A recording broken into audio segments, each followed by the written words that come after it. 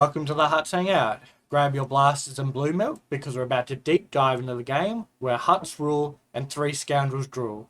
On this episode, we have Mateus, Womp, and myself, and plus two very special guests, Dagger and Tassenix. I guess we'll start with our guest. How are you guys going this morning over there? How are you going, Dagger? I'm doing great. Thank you for starting a little bit later for me. 6:30 a.m. on a Saturday morning. Not great for me generally. So really appreciate the That's all couple good. hours of sleep that I got. That's all good. Yeah. Glad you Happy could to come be It here, on. by just the way. means it just means that Aussie Mike needs to stay up and stay awake. I had a Yeah. nap, so I'm Well, I'm good to go.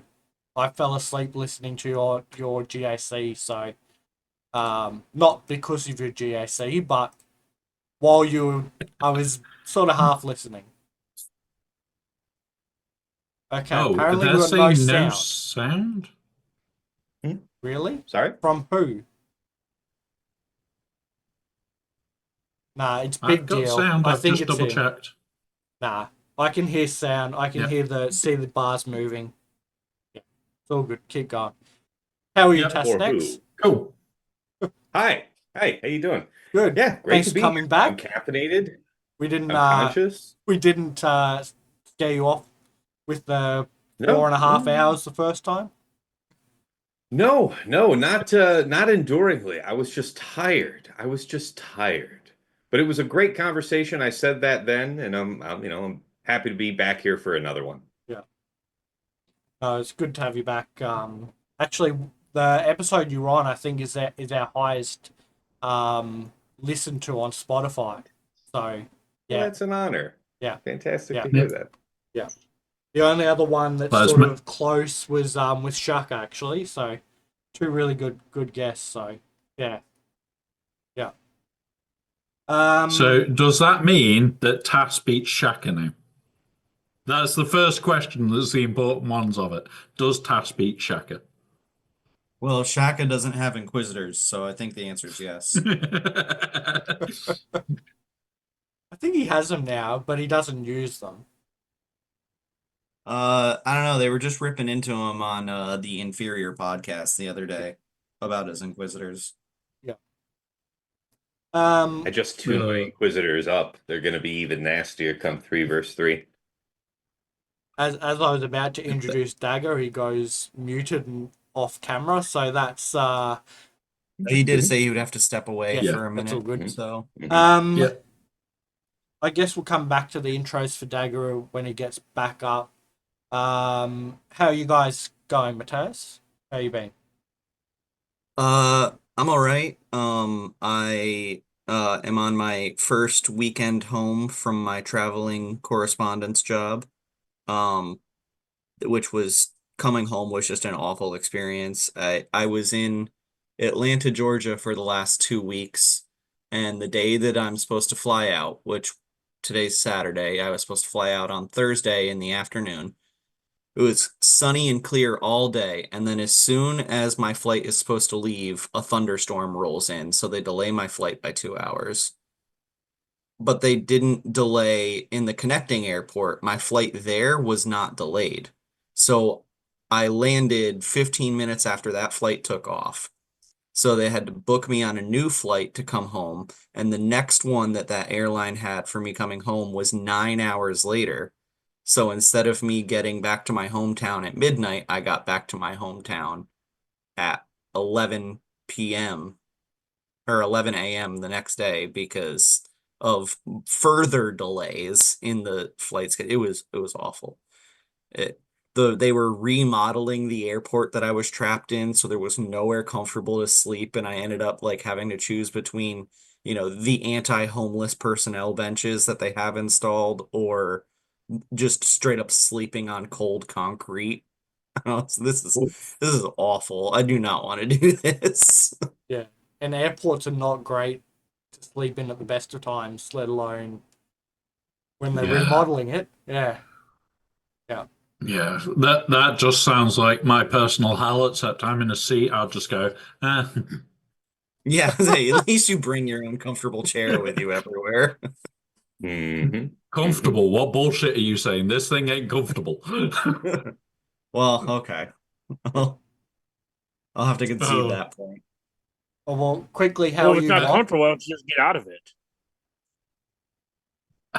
I can't do that, Dagger. I'd fall over. It's quite funny though. Yeah, that's It kind of what I was going for. It has been seen on one of the 24-hour streams. I had to get onto a stool for a bit because I can't sit in it all night. So I put myself onto a stool, and getting back into it, I fell off the screen because I fell off the chair because I fucked up getting back. And it was hilariously funny. I couldn't stop pissing myself laughing for about 3 hours afterwards. It kept me going through the night. Yeah. But yeah, for me, happy. We've just absolutely demolished somebody in GAC. We've worked out part of the banner bug. So it's like just don't transform with JML and you don't lose banners. So don't transform with C and you don't lose banners like we did. But also if you use all the ships you're bringing in, so you don't just go, oh well, I didn't need to bring in that second ship for a comeuppance counter. Oh look, you don't lose banners. But if you leave it in reserve, you lose your banners for it. So it's like, okay, so at the moment, bring in the bare minimum on ships. So you're saying that you won't lose banners if you have a reinforcement on the bench and then you bring it out and then complete the fight. But if you complete the fight with any number, you are losing like what? Yeah. Like banners it's destroyed. if they had died. Yeah. So you're losing 3 banners for every reinforcement you do not bring.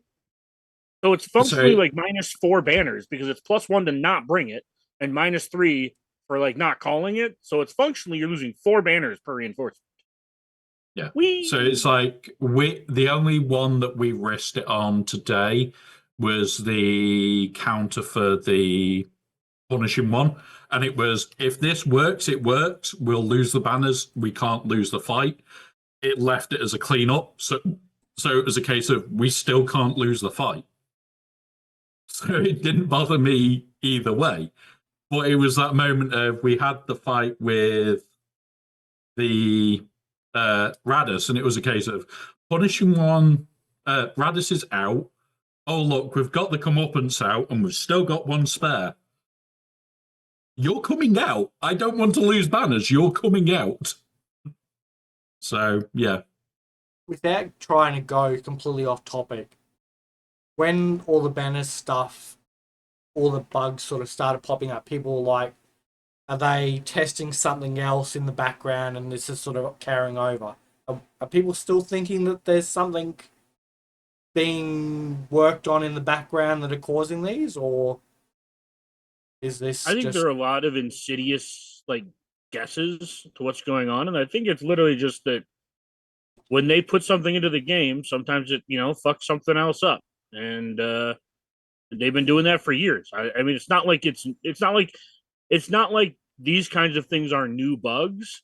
I mean, this one's like new in the sense that like I don't recall us seeing it before, but they found ways to put new bugs into the game just by putting like a new character in. So I don't think there's anything known like as spaghetti code. Yes, palms are sweaty, code spaghetti. Yeah. Take it from the man from Detroit. Those references hit harder. We have even talked about it in Tassenix's channel, and it's like there's a couple of people in there that also love programming. We've chatted about it, and it's like it sounds so easy to fix from somebody that doesn't know code side. The second you look at it from the coder's side, it's like that's bullshit, and I don't want to touch it because I don't need to. All right. So, before we go any further, we probably should introduce Dagger and do a bit of before we end up like 30 minutes into the podcast and be like, hey, there's that other guy on the screen. Who's that? All right. So Dagger, you're obviously part of Plotting and Scheming podcast as well. Great listen for anybody who has not heard of it. We'll put links at the end of the show for everybody to sort of check it out. But give us a bit of info on you. You've got how big of a GP account have you got? Obviously, like Kyber 1, Kyber 2, probably. Yeah. Kyber 1, I recently had to climb from, being lazy. But no, I have like one of the top 3 accounts in the game, GP wise. Yeah. Yeah, I'm in Maw Chromium. Which is the top guild, which is by GP the top guild in the game as well. Yeah, I don't know. Not much to know about me. If you watch the PNS, you know most of what I'm about. I like GAC, hate TW. Conquest is great. Fight me. There you go. Fighting words straight off the bat. So here's the thing to always ask Dagger about his account. Just to tell you just how truly terrifying his account is. How many characters don't you have at R9 right now? 1. It's Appo. And there's your answer, guys. And what is he going to end up? He will be once he's Probably 7-star after the marquee event. Yeah. Yeah. There you go, guys. So you're doing like the slow getting to 7 stars on the last day sort of thing? Yeah, so the difference between 7-starring it with the packs versus 7-starring it with the gamble packs is like $120. Yeah. So yeah, I generally just take them to 10 out of 100, 6 stars, 10 out of 100. Yeah. And then the marquee will just finish it off itself. Yeah. Wow, that's I don't really know how to, because that's what I've been doing, right? Getting it to the 10 out of 100, and then just, so I was like, for someone who's got like everything at Relic 9, and then for me to sort of do the same, I'm like, life choices. Oh yeah, I'm just like you guys. I put my pants on one leg at a time. It's just my pants are diamond encrusted. Fair enough. So GAC and TW said, so are you like TW officer or anything, or you just enjoy TW? Oh man, I spent years. There are some people who understand the terms I'm going to use, but I spent years as a Gauntlet TW officer, and I don't want to ever do that again. Okay. That's too much work, too much effort, and I like sleeping. As far as TW goes, I don't want to say I'm burned out. I'm just kind of over TW as it currently is. There's a lot of we have like one war every single like 10-week cycle, and it's against our brother guild in VDO, or 2, I guess. AU and VDO are brother guilds, and everyone else just basically refuses to play us. Like they'll set Ewoks, Jawas, or they'll set everything on defense. So, Okay. So I used to love the game mode. It's because you guys are just so got to the high point. up that you sort of compete against each other. Yeah, I used to love TW, and that was back when we had a lot of competitive wars. And there just aren't the competitive wars anymore, especially now with Caw Patrol not trying, Baby Caw folded. There's a bunch of other really, really good guilds over the last couple of years that have folded. So there's just the competition just isn't there. So it's less exciting for me, less interesting. Yeah, fair enough. And as you said, he likes sleep. Therefore, he can't be a TW officer because those people, unfortunately, cannot sleep. Yeah, it's funny because I've years ago, feels like eons ago, Tass and I were both TW officers in a guild that no longer exists in its current iteration. It's merged. But man, I remember staying up till like 3 a.m. my time and having Tass wake up at like 4 a.m. his time to run fleets. Like I remember the really sweaty wars. They were fun. Like, don't get me wrong, but I am really good on never doing that again. So my next question hopefully doesn't start like a civil war in the plotting and scheming podcast, but why are you two in 2 different guilds? It's not a big story.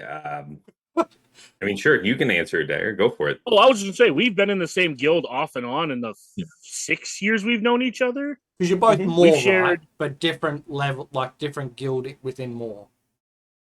Yeah, No. so Even before the Maw Yeah. days, we were Yeah. we had been in different guilds. Like we knew each other, and had been friends for years before we were in the same guild at different points. So yeah. Sorry. And now we've both played in all 3 Maw guilds. So what is Yeah, the it was difference years before we between the finally two got that you together guys and- are in? Obviously, like, because Tassenix is what, 17 or something in the world, GP wise. Oh, is that true? I think so. Yeah, you're top It 20. was I told you top- this before that you're yeah. top 20.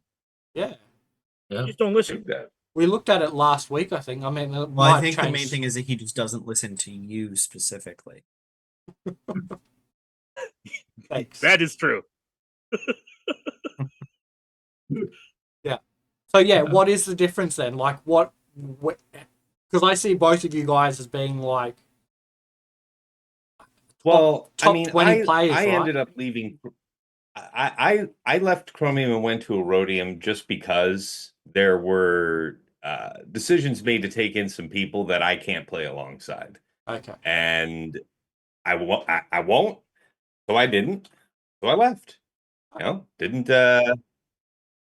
Didn't try and rally rally around a cause and make a big stink and make a big disruption. I just left. okay. So. All right.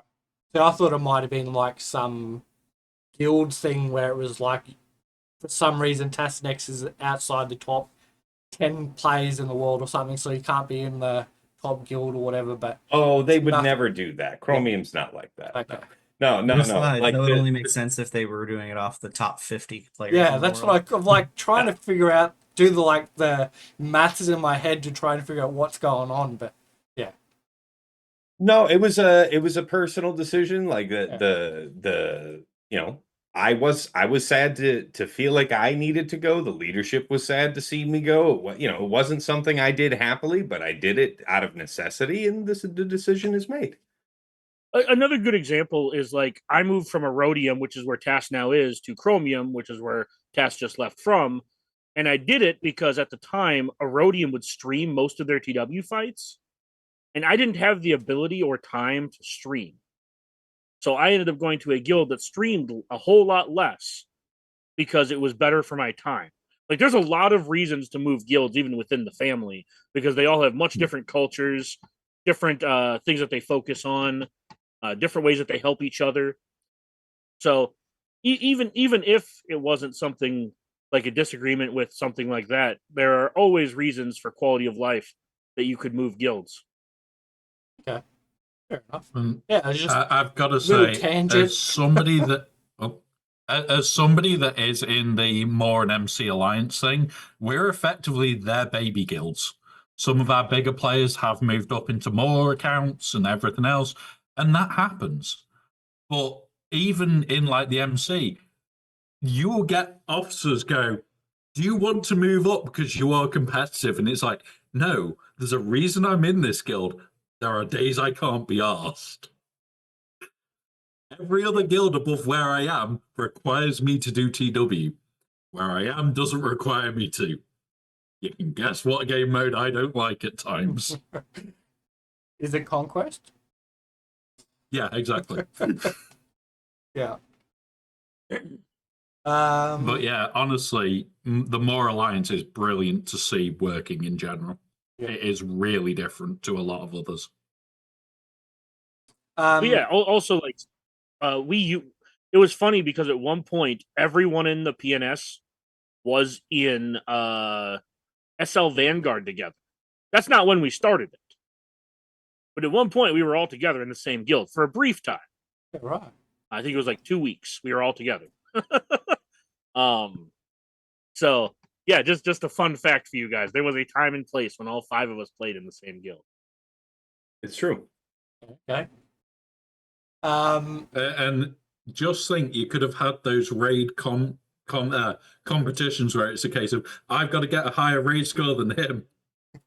I'll take my because 2.7 king of the and call podcast. it, you guys can race. 2.7. Jesus. I score higher than 2.7. Yeah, I put in Gungans on auto, and then my guild tells me if I have to do more. Fair enough. All right, man. This sums up the playing with Dagger as a guildmate experience. It's like, oh, you pulling your weight the same as everybody else, right? And he's like, If I have to. I'm pulling my weight at the minimum required. Be fair, when I played with Tass, I beat him in TB every single TB. So I don't know. He can run his mouth and talk about my lack of effort, which does exist, especially in PvE game modes. But I beat him in every TB, so I ain't trying to hear. You have a higher GP. If you weren't beating him at TB, it would be more impressive. Well, I just mean I do more CMs, right? I do better, and that's all that matters. Well, on the topic of TB, because you've got all the Relic 9s except for Appo, right? How... Yeah. I'm sort of at the point where I'm like, I don't know, 13 million or something, 13.4 million, and I had started to look at getting a lot of those Relic 8, Relic 9 teams. My guild's like 450 million, right? So we're miles off getting to those planets reliably. But the missions, is it worth putting the effort into those to be ready for them? Or... No. No, okay. No, because the further you go, like it. Okay, I'm sure those who have done like the math know that deploying is like the best thing you can do. Basically, like the CMs aren't worth a shit ton. Yeah. And as you move forward, the CMs become worth slightly more, like on average, compared to the deploying. But if you guys are forced to do CMs in the R9 planets, just max out the R8 planets preload. And if you can't do the R8 ones, max out the R. You get what I'm saying? It's. I don't feel like you get a lot of value from R9ing like your Rogue One just to do a mission on day 5. And I guess it would have to be guild wide, sorry, for it to really be any sort of benefit. Yeah. Now, I do recommend doing like your Hutt Cartel team just so you can do some of that stuff. There are some teams I think individuals should do just because you'll eventually get there. But I don't think anyone's not the combat missions. Correct. Yeah, I just don't think you should push because eventually those teams might be power crept. Like, it's the same thing with TB Omis. The only one I've found to be any kind of necessary is Cassian. But that's because he has an SM, which is kind of sort of built around the Omi being required. Yep. But other than that, I don't... it's the same with TB. If you want to do TB Omis to make your life a little bit easier, sure. I just don't think there's enough value in them. And this was true before my account was maxed as well. Okay. Because my account was not always maxed. Even among our guild with like the lower kind of GP level it's at, TB Omis are pretty rare. We have a few people who have put on the Jedi Knight Cal Omicron just to because they were struggling with the Zepho unlock mission, and that's our guild's next big goal, because we haven't successfully unlocked Zepho yet. That's where we're at. We're working on that right now. And then simply because one, I wanted to see how good it was, and two, I was tired of thinking about it. I applied the Marok Omicron just to make the Reva mission easy, because not everybody in our guild has unlocked Reva yet either. Full auto with Merrick. Yeah, with Marix, I've got a video out on YouTube that shows my mods, goes through it all, and then goes through the mission in sub 3 minutes. With Marix Omicron, why I showed it. That's why I showed it. It was on the baby account. It's shitly modded. It's bare minimum R7s, and oh look, the video doesn't even break 5 minutes. I mean, doesn't his Omicron literally say like it's not even Inquisitors take reduced damage from percent-based health effects? They're immune to damage from health-based effects. Like, it's literally just you win.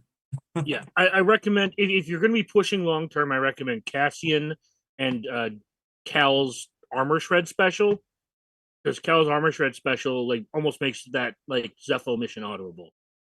Right. I think that's the one we've been having people apply. Yeah, the Whirlwind. Whirlwind Slam. Is it? It's the Armor Shred one. The one that's Whirlwind Slam is the one that applies Armor Shred. Okay. Yeah, I don't know the names of abilities. But then if you ever want to do like Rolo or Finn, those are both like super fun. They're not necessary at all, but they are both really fun. Okay. I don't really recommend any of the other ones though. Okay. The Inquisitor one, if you want to not have to try on the Riva mission's good though, but I don't think the Riva mission's like difficult enough to where I would put an Omi on just to hit auto. I think I had a spare Omicron at the time, and nobody I really wanted to apply it to, so I just said fuck it. No, that makes perfect sense. Makes perfect sense. The only reason I love the Marikomi so much, we've had somebody in the guild that's got full R9 Inquisitors. So same point as where Dagger is. He was struggling with one of the R9 missions where it is required that it's Inquisitors, because it was being a dick. If you got the wrong RNG, you just lost. And he put the Marik on as a joke, took it to R9, put it on the R9 planet. It was less than a minute and it cleared it. And it was like, what the fuck does Marik do to this team? It's just all the way through. Don't care what day it is. Go kill. Go do your job. I don't obscene true think damage. I've ever lost that mission even without. I don't even use Marik, and I don't think I've ever lost that mission. So that might be a modding issue. Yeah. But Marik literally just goes, modding does no longer matter. Oh, if you guys want a sneaky good Omi, oh my god, Dad's gonna hate me for this one. Padawan Obi-Wan Omi is like super fun. Oh, and it's every so buff good. and debuff feat in Conquest like 3 to 4 fights. It is so good. People do not realize how good life-saving that Omi is. It's like no more nodes where they can run a turn meter train on you because he takes bonus turns and interrupts them. Every buff, every debuff, it is so good. Yeah, that's the one I would recommend to everyone, and big or small accounts. It's quality life for big accounts, and it'll. I have I have a few friends who started like not that long ago, so they're like in the 6 to 8 million range, and they applied it, and they're just like coasting to red box at like 6 million. Yeah, like my opponent right now in GAC is Kyber 4, Kyber 3 level player, has all but like I think every GL except Ahsoka, but some of like the key conquest units he doesn't have unlocked, like Malicos and Maul and people like that. And so I'm sitting over here and I'm like, how do you have an account this big and you don't have these conquest units unlocked? You're obviously not engaging with conquest, which is probably because it feels too much like a grind. And honestly, if that opponent just applied Padawan Obi-Wan's Omicron, conquest wouldn't feel like a grind anymore, and he'd be getting all the newest units. I don't think it's hyperbolic when I say that Omi saves me around 50 fights, maybe 60 fights every single conquest. Yeah. I don't think that's hyperbolic for me to say. Especially now they've reduced the number of like whatever the buff is or debuff. They've reduced those numbers quite a bit, so you can sort of use that team like 2 or 3 times and you've gotten whatever it is, right? Yeah. So you just make sure you do that buff or debuff once every day, like knock off one of them each day, and you never run out of the stamina. And I mean, if you do, you just bloody refresh him and let the others go down to 0. So yeah, yeah, because he needs to be above 50%. Yeah, or it's 50% or above 50%, or it doesn't. I think work. he can be 51. Like I don't think he can be 50. Yeah, I mean, I think he has to be. I've done it on dead on 50, and it does still work. It does. Okay. Yeah. But honestly, like the last conquest task was sort of like a couple of people know how I farm that. I hit sector 4, I stay at sector 4, I don't go past it. He was there going, you need to get to red crate, you need to get to red crate, like the day before, and it's like, no, because in 2 days I won't care about sector 5 feats, simply because Pow goes, here's one set of feats, done. Here's the other set of feats, fuck off. Right, now I've got 2 sets of feats to do. Do not care. That'll be done before I reach the end of Sector 5. So, depending on how you play, that Power Army can really make a huge difference to your farming time for datacrons. Yeah, I mean, I was never really planning to apply it. I was in the wheelhouse of like Conquest Omicrons they're bullshit and you shouldn't apply them. And then I think I was bored one day and I was just checking to see if anybody was live. Somebody I'd never heard of who was like a fairly small streamer for SWGoH. I can't remember what the guy's name was live. And I watched his stream for a few minutes. He was doing conquest runs and he was doing conquest on hard mode. And he had like a 4-star POW, but with the Omicron, and he put it in the team. And I'm sitting there like, what the fuck are you doing? That you're just going to lose points for doing that. And he was just full autoing the nodes with 3 stars like in a matter of 30 seconds with this Omicron. And I was like, oh, the Omicron's actually that good. Okay, I'll apply it. Yeah. It's one of those where people usually look at like conquest zombies like, nah, I don't want to do that. And granted, yeah, some people have all the Omis. Yeah, Tass is one of those. Like, oh, Tass literally put it on, so I'd stop like bullying him / hounding him to do it. Not even. I've done conquest for actual years without ever feeling like I needed it, and it's only because I've heard him harp so long about it, and I had more than 200 Omicron mats at a point where it's like, you know what? I'm gonna stick that right there, and I don't need to hear from him about it, and I'm probably gonna forget to use it because I've never felt like I've needed it. And I don't want to take away from anything that you guys have said because it's all valid. If you find value in it, if it's saving you a lot of time, great. But you're right. Spend enough time playing conquest think about it where I just don't think feel about it like this I'm way, Tass. short it. Just think about it this way from a efficiency standpoint. If using the one team, you're going to get 10 of this buff that you need in a battle. But by dropping one person off that team and putting Padawan Obi-Wan in it, you're now going to get 20 of that buff per battle. That means that you're doing half as many battles to complete this feat, which means that you now have extra battles you can use for farming datacron materials. Most of that's treasure node farming for me anyway, so that repetition's never been bothersome. It's just getting me what I was going to do through a sim. Like I grant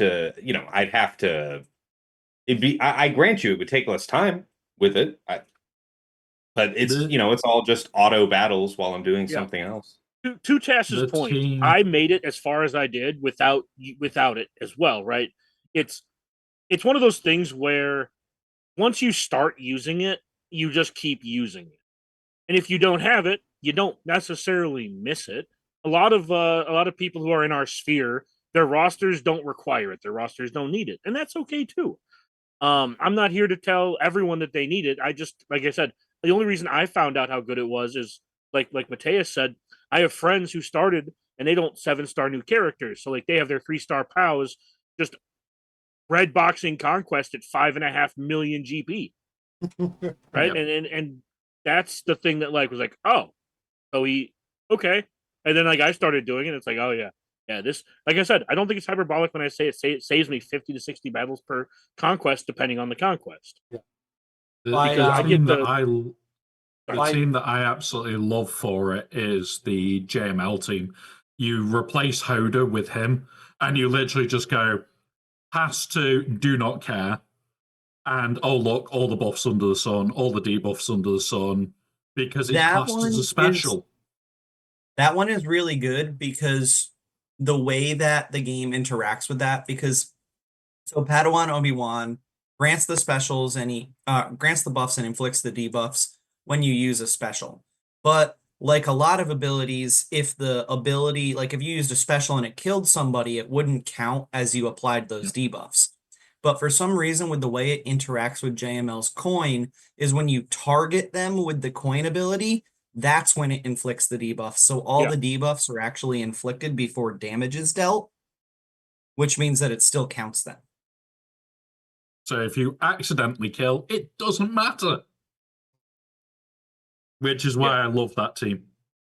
It's probably the best team I've got for Conquest right now, other than Inquisitors. I didn't have talking about a Conquest only for 25 minutes on my bingo card for this. I'm gonna be honest with you. This is how we get to 4 hours. This is the way. That is a solid point. Let's actually like. We've just gone past the legitimate first topic. Mea culpa on this one. This one is completely my fault. All right. The main thing here, though, to take away is number one, we've got to a subject of an army for POW for conquest. with two of the biggest players in the game, and one of them is saying it makes even his life easier. There is the answer. It's a make your life easy button. So first proper actual subject is Knightfall. Oh, yes, the Go new on. era battle. Now, I know you've been negative about it already, Matthias, because I saw the comment.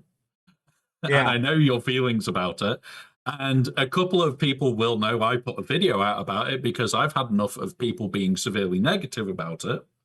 Because they've had a data miner go, oh, I can't do the level 9 or the level 7 with a Relic 9. There's got no mats that I put on auto and forgot about. No. So I didn't know, obviously behind the details of like, no mods on the character, not leveled up abilities or something like that. I saw the same video, the same that Arnold made with the same data mine video. And, I fed into the hype behind that. I didn't go check the SWGoH events server to see if there was amplifying information for it. So that's on me. But the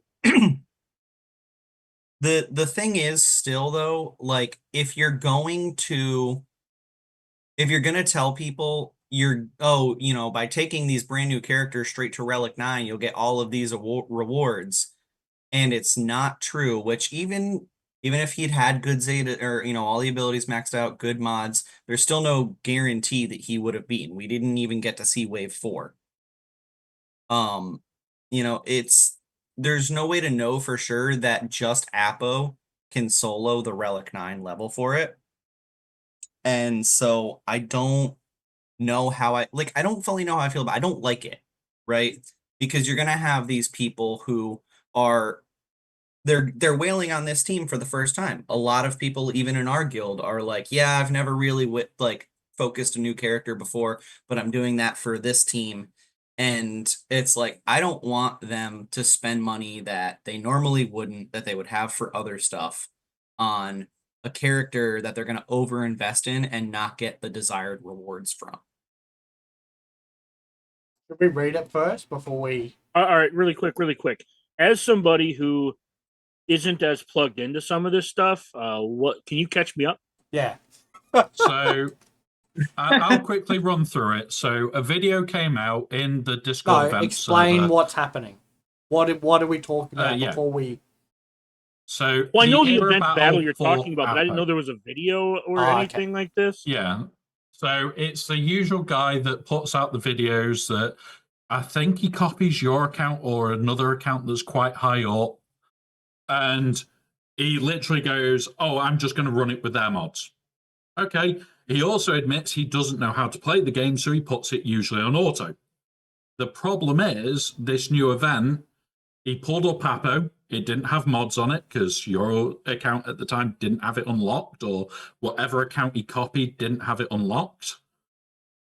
He then unlocks it using the data mine, does what he does, put it to Relic 9, and oh, look, it couldn't do the event because he didn't put mods on it. It literally, I think it was wave 3 and it died off.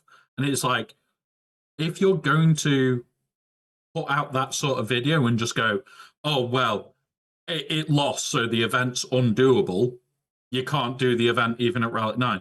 We don't expect this first run to be doable. It's probably designed around 2 or 3 characters. It might be damn near impossible to get 1 star. But he put it out and then later on admitted there was no mods. Oh, and he didn't take any of the abilities above level 1. So it's like, no wonder you couldn't do the 7-star, the Relic 7 level, let alone the Relic 9, and then you've released the Relic 9 video as if to say, oh, you can't do it. And it's like, no, if you're going to do shit like that, put effort in, please. One of the guys with like a sandbox thing does pull the mods and stuff from my account, and I don't level up or like mod characters till they're 7 stars. So yeah, that would track. Yeah. So if he pulled that, it would just be like, okay. No, and I only say that because I know that there was a population sequence where like he chose like a couple different accounts to use. So I think he uses a couple different accounts, not always the same one. But yeah, I didn't know that. Like I said, I'm not as plugged into some of the I did a server purge a while back, so I left a bunch of like the SWGoH events style servers. So I'm less plugged into the bugs and news going on. Yeah, a lot of people are saying, "Oh, well, the era battle is going to be impossible," and it's like, number one, I'll explain it in a different way, and then you two, the two bigger whales here that I've definitely already spent on. How do you feel if you can't do Appo this time, or you can just about scrape 1 star out of it, and then when CX2 drops the week after, the next time it comes round, it's a cakewalk? Would you even be bothered? If I apply, if the first time of this event comes around and I have the 7-star character and I've got them tricked out, I've got them modded for business, and I can't max it out, not going to be happy. Like, what would be the point?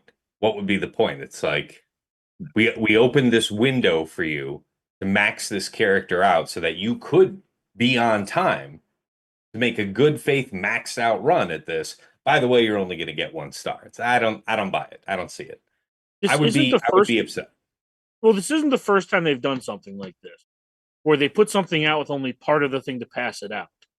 And I think one of the things we're going to run into is that this will be possible to like 1 to 3 star with just Appo. It'll probably take some RNG. And if that's the case, I'm okay with it.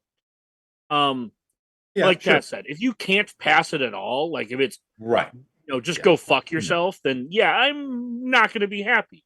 But if it's one of those where if I want to put in like 20 to 30 minutes of restarts with my one character, but then I get the second character, I'm just like, oh, okay, this is cool, right? If that's what this is, that's fine, because they've done that before. If this is, I could live with that. That's what I am saying. If you can sweat your way through it, if it can be done, that would be enough. Correct. Yeah, if it can't be done, I have a problem with you putting an undoable event in the game. That's where I think it will be more, not that it's going to be completely impossible. I think there are accounts out there, 2 of them probably sat in here, that are going to sweat their way through the event and work the fucking thing out. I'm not going to get it to Relic 9. Who are you talking about? No, not your account. Probably my account's taking it to Relic 9 on bloody Monday, so I'm going to be there attempting it probably on Tass's server. If we are all stuck, it'll just be, let's all jump in that are going to be attempting it and see different modding and try different bullshit. Because if we can find one way that works and it works every time for everybody, oh look, start passing the information around. I'm not going above Relic 5 in time. I might not even be able to get to Relic 5 in time for this first one. But I'm not going above Relic 5 for it. Honestly, at Relic 7 for the event. Aside. For Tuesday is the event day. Yeah, but the event ends on Monday and it starts at 8 a.m. on the Tuesday for me. So it's like midnight Tasses and Daggers time. Well, it's 2 a.m. my time, 3 a.m. Tasses time. Yeah. The events come out at midnight Pacific time. And I'm Central, Tasses East. But I will say that every single character that can get you droid brains should be a priority to R9. Because they will pay for themselves in 3 to 6 months. So just keep that in mind when it comes to Appo. Yeah, he's on the list. I just don't have the materials saved up. Oh, yeah, I was just saying in general that, like, for everyone listening, if you want I don't like calling these things investments. I say investment only insofar as what you have in the game, what you decide to place something on is the investment. Not that this game is. No, yeah, you can say investing resources. You're not talking about it as a financial investment. You're cool. You're cool. I just want to be clear. But I would prioritize investing in things that bring in more resources. That's why things like Job are really high on the priority list. The Peridia Brothers, Allen Master Qui-Gon, like all of these things are things I would prioritize. And then also these clones for their era pass, because they even said that after this era battle, I do read the post, Swamp Red. I'm just not in the servers. Yeah. But they said in the post that this would be coming back, even after the era. So we've got the schedule for like the start of it, where it's every other week we get 2 battles, and it goes to 1, which is great. We're getting Appo all the way till the end of the next era. And they even have said, although it will not be back frequently after that, it will come back for special occasions, which is great. Yeah, it might mean that you don't get your droid once brain a payout year from on it. May the 4th, it'll come back. Yeah, but even then, once a year for 5 extra droid brains that you've already paid off. And a It's refresh. just free material. Yeah. And a refresh. Free material. Yeah. You want me to read the Right. post? Yep. Am I reading it? Yep. Yeah, you can read it. All right. I haven't got it open today. So this is starting 15th of April, midnight Pacific time. I think we just discovered or just said. Yep. I don't know what time that is. It's normally when I wake up, it's there sort of thing. So it must be late at night for me, or I don't know. So starts at 4 occurrences of 2 per week, occurring on the weeks when no marquee is running. Then it becomes 4 occurrences of 1 per week, occurring on the weeks when no marquee is running. Then occasionally returns, and that's very vague. But Mateus is probably sort of on the point with 4th of May, anniversary every year, Christmas, maybe Meathead's birthday. I don't know. Well, also just remember, you know the bounty hunter battles? Yeah. You get like Wampa, and those come around like once yeah. every 2-3 months. Yeah. And then the mythic battles that used to come out with legendary events come back once every couple of months. I think this will be somewhere around there, like once every 2-3 months. Okay. Obviously, I could be wrong, but even if it is only, even if we do get it like 3-4 times a year, that's again, it's still Something we didn't have. I wonder how fast they're going to make these farmable. I guess is what. If they make these farmable early, like I don't want to say early, but if they do the 3 weeks instead of the 4-week rotation, these could be farmable relatively quick, which means you could get a lot of people could get a lot of access. Yeah. So Yeah. currently, going off the last set, we're on a 6-week rotation for it to become farmable. They've actually made it longer. Well, I'm saying 3 to shipment, then 3 more to a node. Yeah. That's like the short end. 6 weeks is like the short end for something to be farmable. 8 weeks is like the average. But yeah, so it shows, and it's showing that there's more coming, which is pretty nice. I'm happy that we're getting more shit to do. That's the more important thing about these era battles. It's shit to do. So they put up a little schedule sort of thing on what's coming out, where orange basically is the Dark Side clones, the green boxes are the Jedi Vanguard, and then there's purple and teal boxes, which are unannounced marquees. Has there been anything data mined about them yet? They're still too far out. Haven't they already Nothing at all. named them? Hey? No, it's the next era. The entire next era. Okay.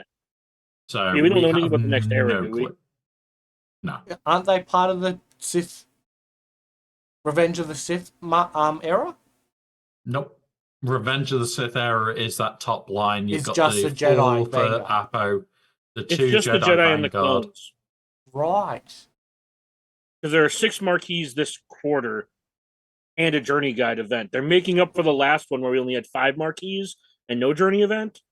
So now we get 6 plus the journey. So they're basically saying they're going to run this setup for the next era as well. Yeah. It is subject to change, but in theory, this is what they're going to run potentially permanently. Well, they said to expect between 4 and 6 marquees and a journey event, or a journey style event every quarter. Well, sorry, era. I say quarter, they say era. Yeah. Whatever. Yeah. Yeah. All right. We know what their plans are. We know what they're doing. These are quarterly. This is for their profits. Yeah. This is them telling us what they're going to sell us so we can budget for it. All right.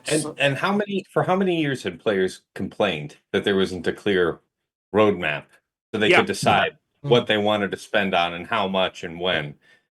And now we have actually that. And folks, I know I'm relieved to see that it seems like it's a minority position in the community, but there's still folks complaining about the system itself, like oh, I don't like that. What do you don't like? Yeah. Oh, Like, as somebody who does spend, this is fantastic. If I want to skip something, I can pick exactly what I want to skip. Yeah. Although, so my stupid ass decided not to do the new Bad Batch, and they've come out as part of the raid. But thankfully, I'd already got them up to like 40 out of 85 between all the packs and all the bonus through the episode pass they gave us. So I sort of am close enough that I'll be able to get them for the raid, but I thought they were definitely something to be skipped, and turns out I was horrifically wrong about that. But yeah. I don't expect the raid until June. Till June? I think we have time. Yeah. Yeah. There's feeling that it'll be not long after Mace comes out. But yeah, being very honest, if it does come out not long after Mace comes out, he's probably going to be on a 3-month cycle like we've had with Balin, like we had with bloody Gungans. I don't think they're going to want to bring it out right after. I think they'll wait at least a month. Because it's a case of, oh, look, you've missed out on Mace. Now you've got 2 months till he's coming back. You need to get them done. And it's a way of then encouraging the ones that haven't invested to go, right, I now need to invest.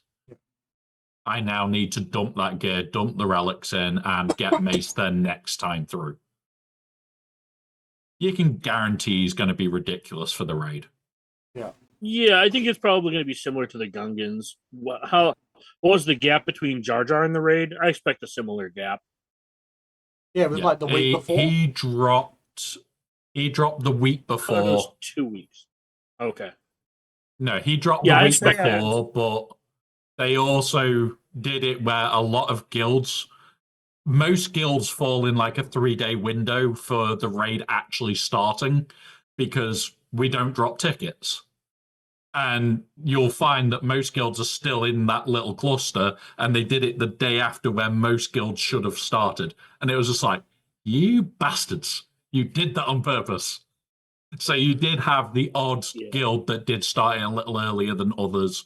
Some other guilds were like on the 3-day window where it's like, we've just got to build tickets and we'll be starting. Give. Also remember that 2 of these characters are essentially going to be in game already.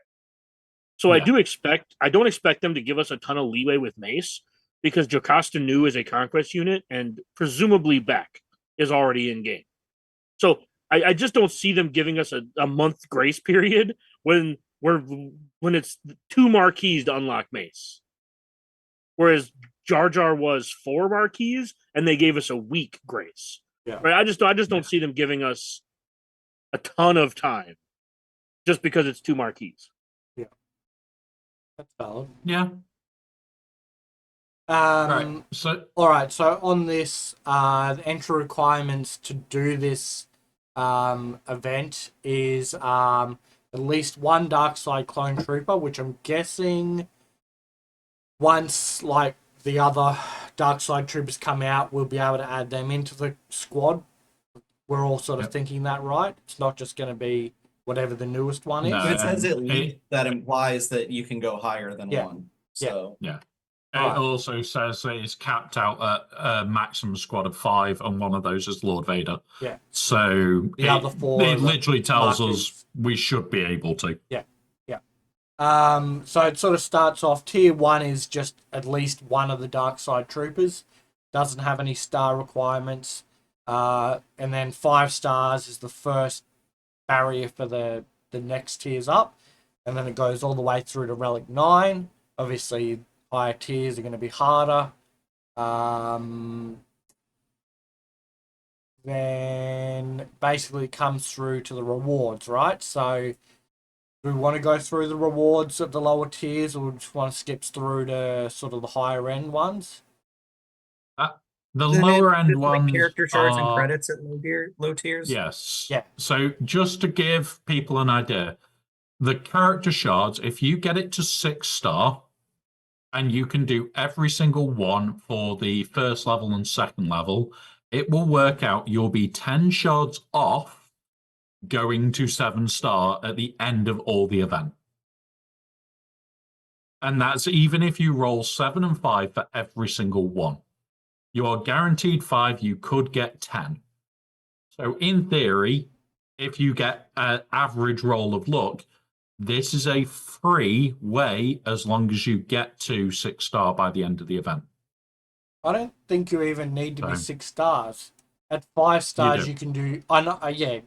Yeah, I get what you're saying. But if Yeah. you're starting at 5 stars, you're going to get at least 17 shards, possibly 22 shards, just from those first 2 tiers. Yeah. Which is just going to add up, right? Yeah, it's literally they are being very nice to people that are lesser spenders. For people that spend big, we've got the datacrons, which more what we're going to want. Congratulations, give us datacrons because we want to hit hard. Where then you've got people that are only spending like 30 to 40 quid, they're getting through to a point where they can use the character, and this is a bonus for them. For everybody else, it's, oh, look, you're giving us shard shop currency, which I'll spend on datacrons. Thank you very much. So, yeah, I think the big part here is the relic materials over everything else. For a lot of higher end players, for the lower end players, it's definitely here is the shards, here is the gear, and if you're lucky, here is some relic shit. All right, so tier So, 3 gives us some salvage materials. It also gives us 2 lots of chirotech that we can farm, or like get a chance of getting, I should say. Tier 4, we get some signal data, or chance of signal data. Carbonite circuit boards, bronzium wiring. Then you've also got chromium transistors, rhodium heat sinks, credits like a pretty generous all the way through all of these as well. Tier 5 is in Biddles and either 10 impulse detectors or 10 aero magnifiers. And then Tier 6, which is the Relic 9 one, you've got 5 keypad, however you say them, the keypads, droid brains, and 5 Omicrons. Now, something that we did notice with this, when they did the one for the clone, not the clone troopers, the ones Poncho that go Bros. with Great Mothers, Poncho Bros, and those. The Peridia Bros. Yeah, so on both of those, it says Gerda keypads or droid brains or or whatever. It doesn't say armies on the other one. This one just says all 3. It doesn't have all. Is this meaning this is a chance that you get all of them? If that is the case, I'm sorry, that is much, much better. And okay, if it's a only limited coming run, back then that rarely. potentially makes sense, right? Yeah. Especially if that's the case, if you get all of them, if you're getting 5 Gerda keypads and 5 droid brains, well, you're going to have 2 opportunities to do the highest tier with Appo before CX2 releases, which means you get half of your R9 materials for CX2 just out of this Nightfall. If that's how it works. What are your thoughts, And this Pass? is the thing. Yeah, I mean, I'm actually just listening to you guys. The debate of the relative value. I I'll be trying to push as hard as I can because that's what I'm going to do. I'm just going to try and max it out. But I appreciate that there are a lot of players that are actually thinking through the value proposition of each stage. I'm just freely admitting I'm not usually thinking about that. So thinking about these era battles and the limited time nature, I appreciate that you guys are having to think about that. Yeah. I'm just going to try and get as much, end tier material as I can. See what I can get. I'm always hungry for droid brains. On our This end of is the the thing. spectrum, we're realistic here. We're all dolphins at best. None of us are Krakens. Sincerely, I appreciate it. Yeah. So the thing is, it's like, I know Tass doesn't have the full R9 account. There are characters at R8, and there are characters, I think you've got a few at R7. I don't Some think even there was any shamefully lower the at last time I at looked. R5 or lower. Ah, there you go. There is How ones below dare that. you. But even at his stage, it's give me droid brains, give me girder keypads. I need them now. I know Tass is now out of the stage where he cares about Ommies. He's got a small stash of Ommies just sat there. So Ommies doesn't care. Zetas really doesn't care. But this is the difference at endgame is you are still going, give me the fucking droid brains, give me the girder keypads. I need them both to do more. It's only when you get to Dagger's stage where you're going, it's an event. Hey, I Give me still the need stuff currency. too. I just need it less desperately than other people. Yeah. Because they are releasing characters at a rate faster than the number of droid brains I currently have. Yeah. Right. But So the like other I thing- will eventually run out. The other thing for you, though, and we've talked about this and we laugh about it, is you're more, I want the credits, give me the credits now. Yeah, So- part of it's the credits. But yeah, let's think about it this way. When you have a huge account and you spend a lot on the game, anything you get for air quotes free, you don't have to buy. And that's where I'm at. It's how much of the stuff that I was going to buy anyways am I going to be able to get for free? Yeah. So it's a similar version of what like Tass is looking at, just slightly different angle. But to you guys' point, I used to be one of those people who would figure out which tier I wanted to go to based off the maths, based off of if I spend how much will my $10 or whatever, $30, $50, whatever I was willing to spend on this, will that move the needle in a significant way to allow me to get this thing by X date? So I definitely appreciate you guys doing that because it's been a while since I've cared. Like Tass said, it's been a while. But I remember both he and I used to have these conversations way back when marquees cost $300 a piece. Now, and I don't like saying things like this because I don't encourage anyone to spend, but now that marquees are affordable for the people who would like to buy them, I think a lot of people have, at least in Tass and I's sphere, have kind of moved past those conversations.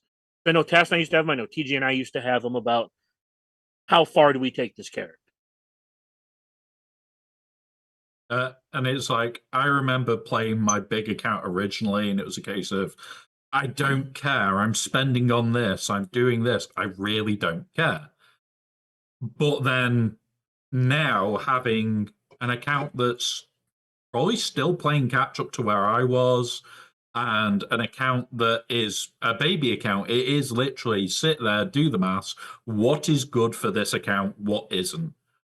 And I know I'll get 6-star on the baby account, which means I know by the end of all of the era battle shit that they're doing, oh, look, I've got them at 7-star. And it's just planning how to be as efficient with money as I can on that account. Where once you get to the stage of, oh, look, what is it? It's $100 gets you 130 shards now. Plus then your 50, plus the bits from the battles. Oh, look, you've now got enough shards that you do not care. Yeah, for 105 it's a USD. massive improvement.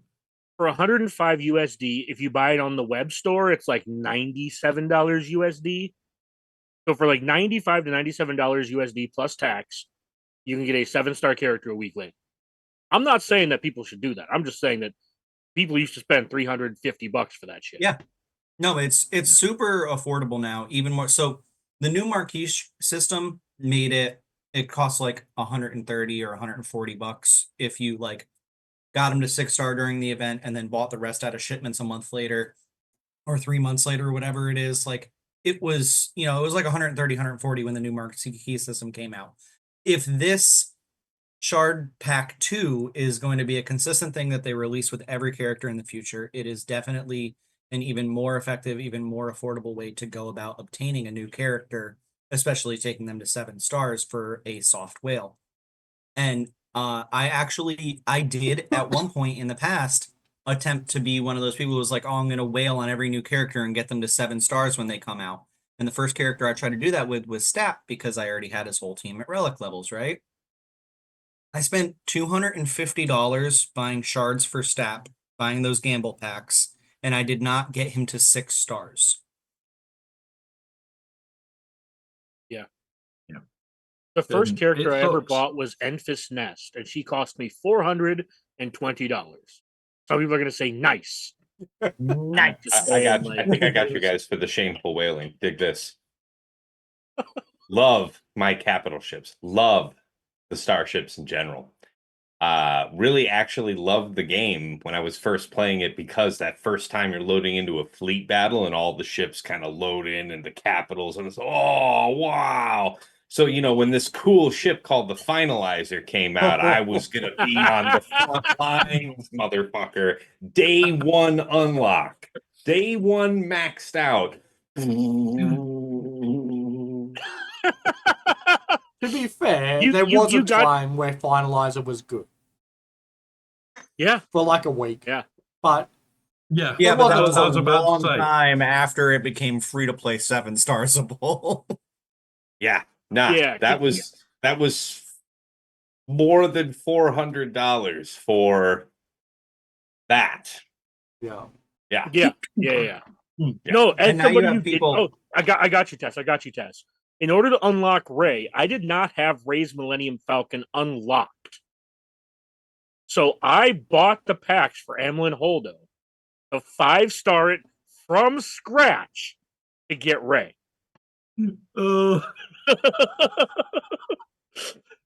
Yeah. Now I'm gonna make it and make you all laugh. We did it on the baby account when we finally got the requirements for Executor ready. We bought the Executor packs and we did all the refreshes day 1 straight to 7-star. I have already said the rule is any capital ships we unlock, we do the same. Oh, I'm about to unlock the Profundity. Shit, I need lots of crystals, guys. Yeah. So, yeah. All right. Do you want to go on to the next topic? Yep. Yeah. These next two are pretty straightforward, quick to get through, I think. Yep. So there was a post out during the first GAC, I think, first round, where Appo came out and there was a bug with his datacron. Then there was also a problem with his summon. Did anybody encounter them? The problems? I haven't got to play with them. Don't know what they are. No? I don't know what those bugs are. No, because I don't think that he's good with Lord Vader right now. So yeah, so because they haven't updated Lord Vader's kit to allow Darkside clones to build his ultimate charge, next to nobody's using it. And a lot of us are thinking we'll probably get the update when CX2 drops, because then, oh, look, we've got a 3s team with Lord Vader that people want to use in the second week of 3s. So that's when I think we're going to get that. So with it, yeah. This sentence kind of confused me, right? It says we've also fixed an issue where people were soft locking upgrading the datacron. I thought it just came as level 9 and all that sort of stuff. You have to upgrade them. But you can re-roll the stats. Okay. So there might have been a soft lock issue with that. Alright. But that's not really upgrading, or what I would call as upgrading. I remember the first bespoke datacron they brought out, you could re-roll the L9 for like a bit until they locked it. It might have something to do with that. Okay. Alright. I don't know. I'm just spitballing. It looks like the datacron's fixed. I don't know what it was because it was noted in our guild's Discord, because I was just rolling back thinking I've seen something about this. You could re-roll the level 6. There is no re-roll. Oh, and it would also let you re-roll the level 9, but give you here is Appo, Appo, or Appo. Yeah. You Yeah, could spend the level material, 9 but you one- couldn't. Yeah. The level 9 one, if you actually go look at the available abilities for the dark side, the level 6 and the level 9, it lists that same ability 3 times on there, which is probably they made that as like a backup way to avoid soft locking on people attempting to re-roll the level 9, and they should have just done it with the level 6 as well. Yeah. Makes sense. All right. This one, a little bit interesting. A message came out from Meathead. As a reminder, we take fraudulent behavior seriously. We will investigate and remove people from SWGoH who are found participating in these acts. What the hell went on? Does anybody know? This is your yearly think- reminder that CG gives a shit about cheaters. Move on. Okay. Yeah, but It's why? either But that why say or- it then? Why say it then? Like, well, this has to be in response to a specific thing, right? Yeah. This feels, the timing feels too specific on Arnold's video about the data mine thing with the R9 Appo mission on the Nightfall. It's like the timing is like the very next day after Arnold uploaded that video. Yeah. This has to do with the sandboxes that are out there. Yeah, it's That's why I said almost it's your yearly literally reminder that because of cheating that. is not allowed. Is that fraudulent though? Technically it is an Yeah. unlicensed use of copyrighted assets and Yeah. coding. Yeah. All right. So But that's why I said this is, I think, just a PSA. Right now, CG is in talks with the people who have sandboxes about how they're going to proceed. And this just feels like a reminder of, hey guys, it's not okay to do this shit. Stop fucking doing this shit. Yep. Eventually they will take a legal action against it, right? Like, as an example, for anybody who's familiar with trading card games, I think almost 2 years ago now, Disney came out with their trading card game, Lorcana. Well, it was a very limited run. When they first released it, they underestimated how popular the card game would be, and it became very difficult to get your hands on cards. And somebody created a web app that was entirely free, that had no copyrighted assets, and all it was just a way to play with virtual versions of the card with other people online. And they said from day one, listen, we're only going to keep this up and we're only going to continue updating it for as long as Disney allows us to. If we get a cease and desist, this whole thing's getting deleted because I'm not getting into a legal battle with Disney. And after about 3 or 4 months, they received a cease and desist and they said, sorry guys, and pulled the plug immediately. Yeah, from what I understand, CG's currently talking to the people who have sandboxes. So I don't know what the outcome of those talks are going to be. It could be something as simple as CG incorporates the work that they've done into their own game, kind of like how Bethesda did with Skyrim. But Yeah. we'll kind of see how this plays out. But like you said, this seems like the timing of this feels an awful lot like, hey guys, we're already talking about this shit. Please stop it. I'd also heard I just that some people were buying packs and then like getting the refund on their credit card, saying that they never got the product or whatever, like, and they were getting money back from their credit cards or whatever, but still getting the packs in game. But that was just a one sentence I read somewhere that was like, oh, okay. So CG's already got a very known stance on that, and it is literally, oh, you did a chargeback. Okay, your account's gone. Yeah. That's what they do every time that happens. Well, it depends on how big you want to chime in there, Dagger. It depends on how big. It depends, because as someone who has, I will voluntarily say that I have charged backs a couple different times with CG. One of the times was when the Gear 13 packs came out, and then Bulldog put out his cheating video, and I had bought those packs for GAC because GAC was a new game mode at the time, and I straight up told Google Play, I'm like, look, here's the link to the video of the guy cheating in this game mode. I made these purchases to have a competitive advantage in this game mode, and that purchase did not give me a competitive advantage in this game mode. So, as someone who has done it in the past, and as someone who knows other people who have done it as well, that is not their policy.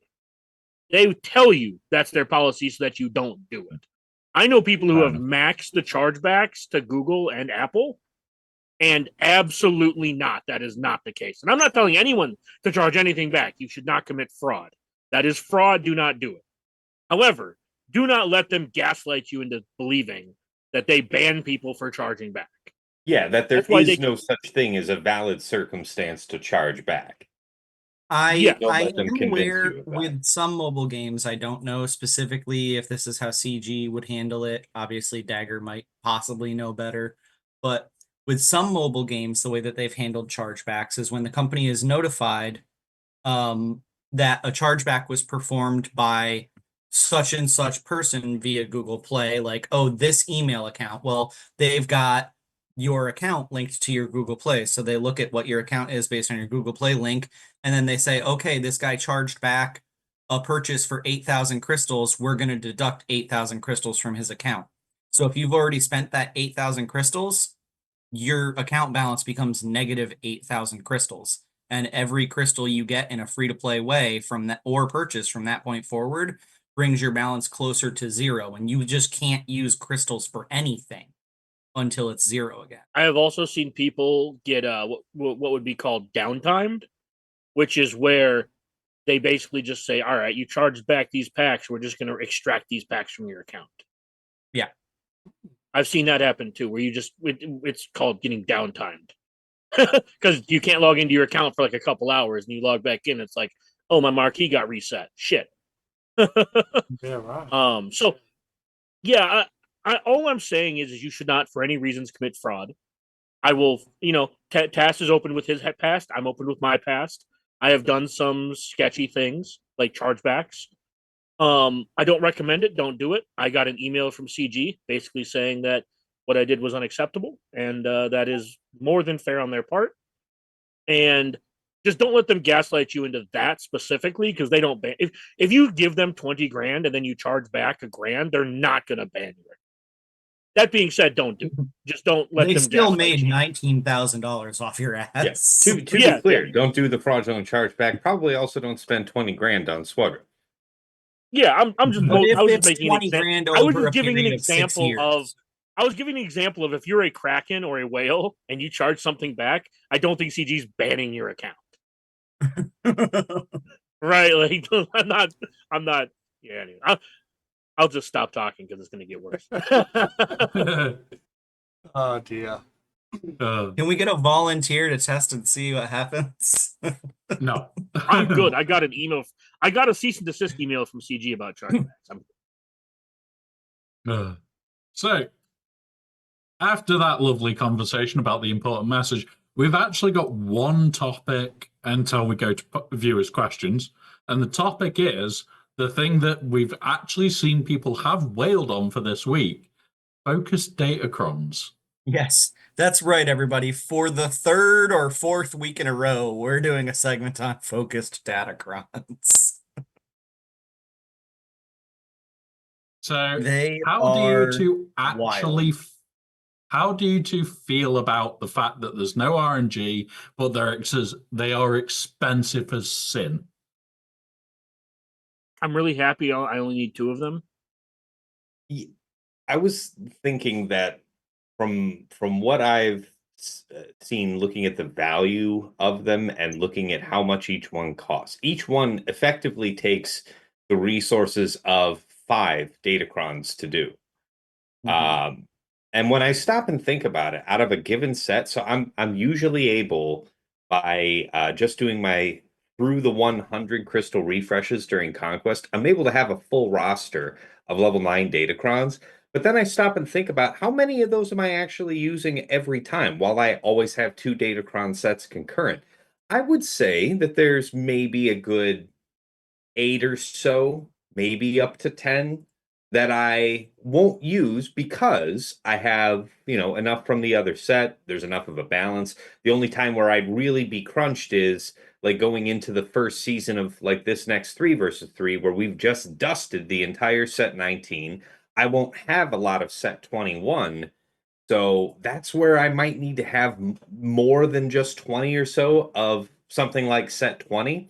But I say all that because I feel like outside of that week 1 of 3v3 circumstance, I'm comfortably not needing up to 10 datacrons of a set, which means that more or less I can go for 2 of these focused datacrons and not feel like I'm compromising, having a wide enough footprint for good datacrons in Grand Arena, particularly for 3 versus 3. So my intention will be, they could always make some set of new focused datacrons where they're all ridiculous and you'd be crazy to pass up on any of them. And I hope that's not the case because I think I really only intend to ever go for 2. But I do have Afra and Zalbar prepared for 3 versus 3. They're ready. Both of them are level 15 already. They're good. Yeah, I think similar to Tass's boat, I will say this. I think that I will use these 4 datacrons every single set, every single match. I mean, obviously the Zalbar one's kind of shitty, and the Phoenix one is really shitty, but the stats are really good, and the stats are guaranteed, and you can get some value out of the bonuses that are not character specific.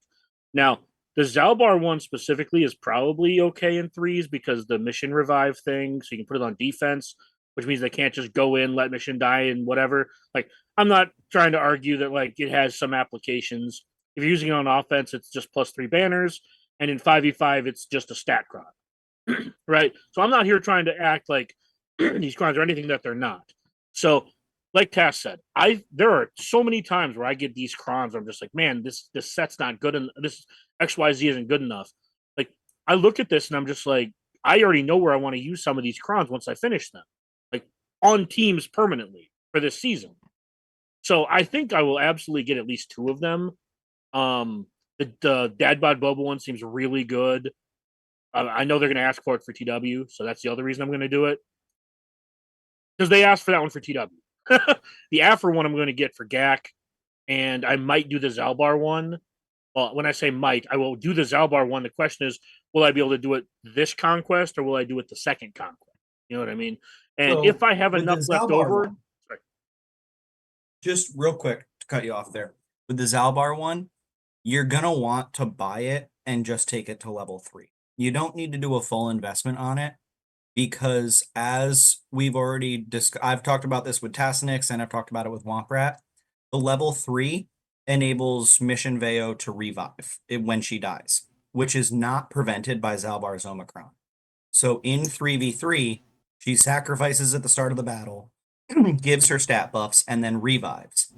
And the easiest way to deal with 3v3 Zalbar Omicron was to just throw in whatever to make Mission die, and then you clean it up with an easy 2-shot. But you can't do that anymore because of that datacron. I don't play using the Zalbar. I actively want the 100% defense and 80% health. The way that people right, I want are the going to stats. deal I don't care with... about the. I don't care about the actual levels. I just want the 80% health, 100% defense. That's gonna be my C crop. The 3v3 Zalbar answer to the Cron is going to be now you need to kill Mission again. Yeah, or you are just going to need to kill Mission and then come in for the easy cleanup. However, however, it's now, is it a case of you're spending more than a GL worth over the 2 teams? Most likely. So now it's just going to be throw a cheap GL at it and laugh. But you are drawing a GL with Revan, Mission, and Zalbar. So is that really that bad of a trade? Not really. I think that is going to be a trade that a lot of people are going to have to think about. Yeah, just Lord Vader solo it and move on with your life. Thank you later. And I know that the rankings that people have for these focused datacrons will vary.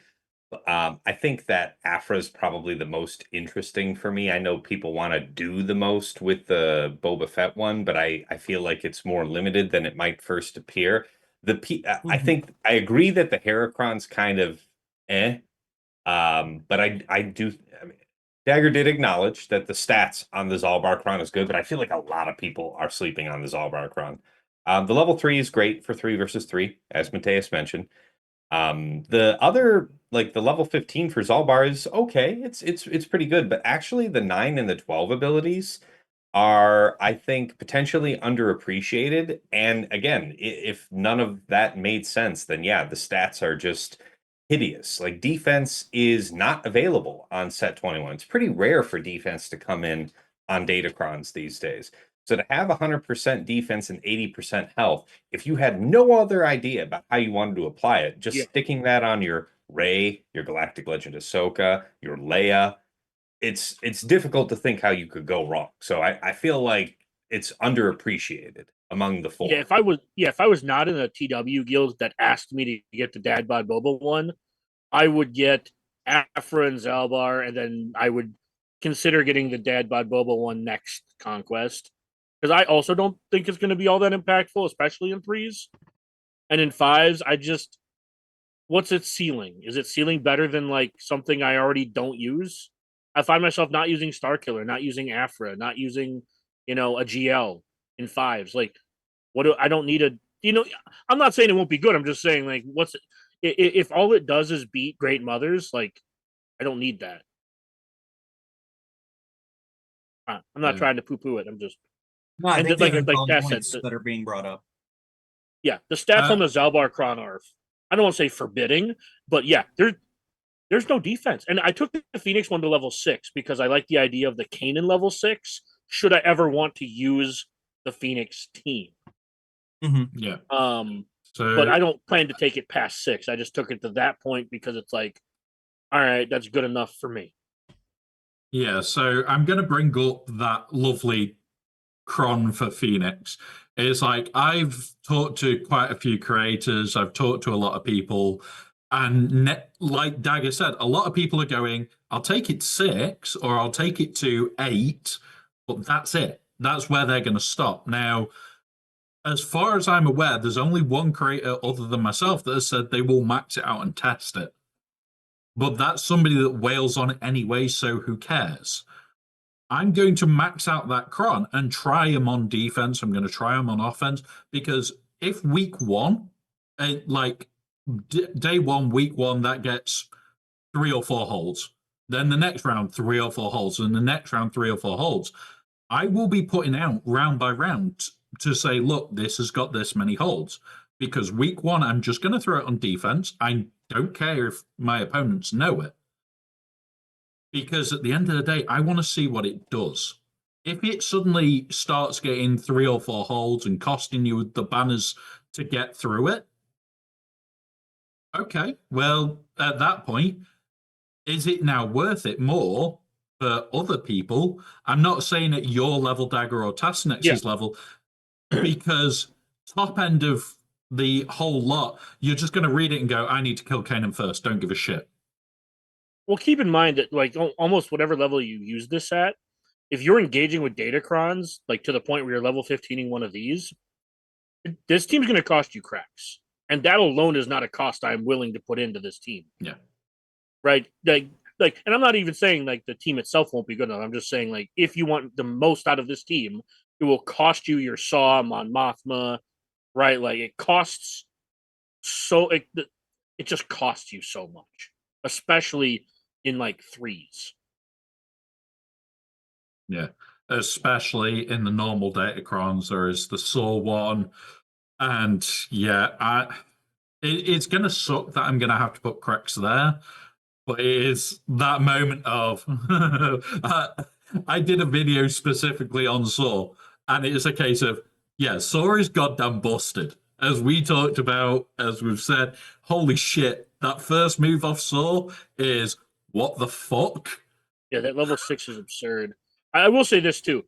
I don't like the idea of investing into a level 15 datacron and putting Crex there just to have it fold like a cheap suit to Tuskens. Yeah. And that is my concern, that it's not actually going to make a massive difference. But at the end of the day, I'm a creator. I've got to do it. I'm more doing it for other people's testing rather than my own benefit. If it is shit, well, next time I'm just going to be pushing for the other 3. Also, worth mentioning, if you take it to level 6, you get 20% offense, 15% health, 10% crit chance, and you get the Savior on, and you get the Kanan, and you get 25% TM. So, like, that little package right there, I think, is good enough, because I can use that with Leia. I can use that, like... You can't use it with Leia. It turns the Kanan ability off. Okay, well, whatever. My point is that I can use that datacron with those stats. 20% offense, 15% health. I can use that datacron somewhere. And then also have a Phoenix Cron available. The other thought that I had with that was either putting it on a Caloran Beck squad or a Qui-Gon squad, OG Qui-Gon, and have him and Ezra as 5th and 4th. It would mean you can't kill Ezra until he dies, and it's more inviting them to throw a GL at it. Yeah, but you're making Qui-Gon actively worse. You're making Beck actively worse. Like, I don't know. Yeah. It's one of those things where, again, I like the team. They are a really cool team. I remember being like a wee little player building this team up for Thrawn and Emperor Palpatine. This team is always fun. When Krex came out, it was revitalized. Man, I just want it to be better.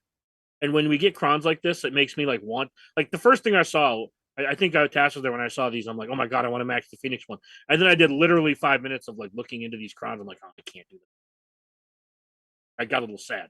To take sort of a step back, the focus datacrons, do you think, who do you think they're focused at? The higher end guys like you and Tass? Or are they sort of my level where I'm getting like a fair chunk of level 9s, but not a full board of level 9s? Do you think they're brand new people trying to get into datacrons? Where do you reckon that? I think they're for everyone, honestly. Okay. Because if you don't interact with datacrons all that much, and you only get like 1 or 2, this is the 1 or 2 you're going to build, right? You get the guaranteed what you want, what you need. If you are a moderate datacron spender, you'll level 3, level 6 the ones of these that you want / need. You might build 1 of them. And if you're a big datacron guy, you're going to get 2, maybe 3 of them by the time all this is said and done. I think the amount of investment you put into these will vary, but I think that, and again, I mentioned this before. I have 4 friends who started this team about 2.5 years ago, and they're all excited for these because they're guaranteed stats, and they don't have to take them to level 15 if they don't have the team. They can use them for X, Y, and Z, or Z for those of us who don't live in the US. And one of the things I do like about them is I can look at them and be like, I want this one, I don't want this one, I want this one, I don't want this one. Where other people can be like, I have this team, let me just build this one datacron. Yeah. What are your thoughts, Tass? I mean, you got pretty much the whole screed from me earlier. As far as like specifically what? Like, do I think that non-endgame players should be going after a focused datacron? I think in the ways that Dagger described, yes. Yeah, just more in like the sense of, do you think this is CG trying to get people involved in datacrons who are at the lower end, or do you reckon this is just purely for like the higher end as here's an extra couple of datacrons that are exclusive, you don't have to worry about the randomness, or I think it's solidly both, right? Like, so you're thinking if you're an exec at CG, you're thinking about how to add a new layer of power that doesn't feel like a major feature expansion, and you want it to be more, but you also aren't wanting to commit to something that could further segment the whale community, which is already kind of a problem, especially with the erodiums in the top 50 type of thing. But it's both, I think. Like, it does more stuff. So for the whales that go and pursue level 15s, they're going to be able to do other things, different things. And certainly it's a feature of top Grand Arena play that having more options is usually significant in getting a win. You know, if I just have this cron and, you know, for example, what I was saying about the Zalbar cron earlier, no other cron has defense on it, and I set this down with defense somewhere where you didn't have similar amount of armor resistance penetration or something to cut through it. You could have a problem that I'm not going to deal with when I'm fighting you, and you're not having that Zalbar cron, stuff like that. So at the top end, there's going to be advantages had in small ways by that, but those ways actually add up and do matter. And then at the low end, making these things accessible at Gear 5, I think, is a healthy thing for the long term of the game, encouraging newer players, less powerful accounts to get engaged in with datacrons in a way that feels meaningful, right? If you're trying to have convince a lower level player, oh yeah, you should go level, get yourself these level 9s out of the new datacron set 21. They're like, like some folks in the chat are saying, not every player is doing well enough in conquest to have enough materials to go after a lot of things. So it's like the benefits you get from these focused datacrons at the lower levels seem disproportionately much better for lower level players, and I'm all for it.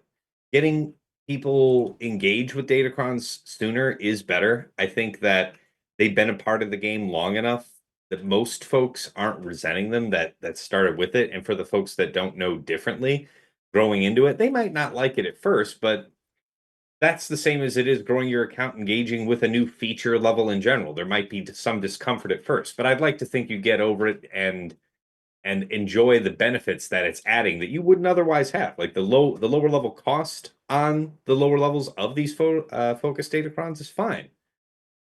So yeah. So my take on it is a mix from daggers and tasses and everything else.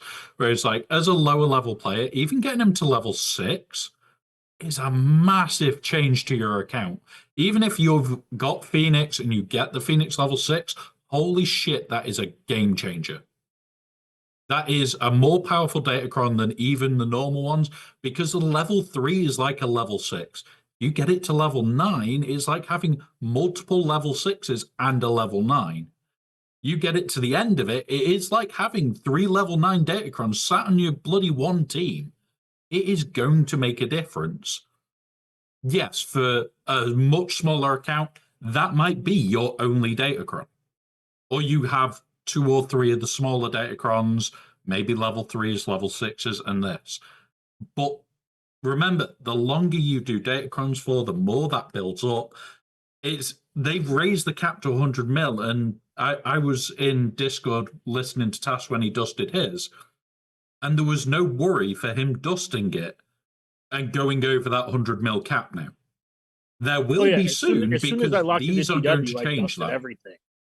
Yeah, as soon as I locked into TW, I dusted everything and didn't hit the cap. Like, these are going to change that. Like, having maybe 2 of these maxed out may put you right near that 100 mil mark. So it might become a case of, okay, we've now got to be careful again. So the higher level players don't care.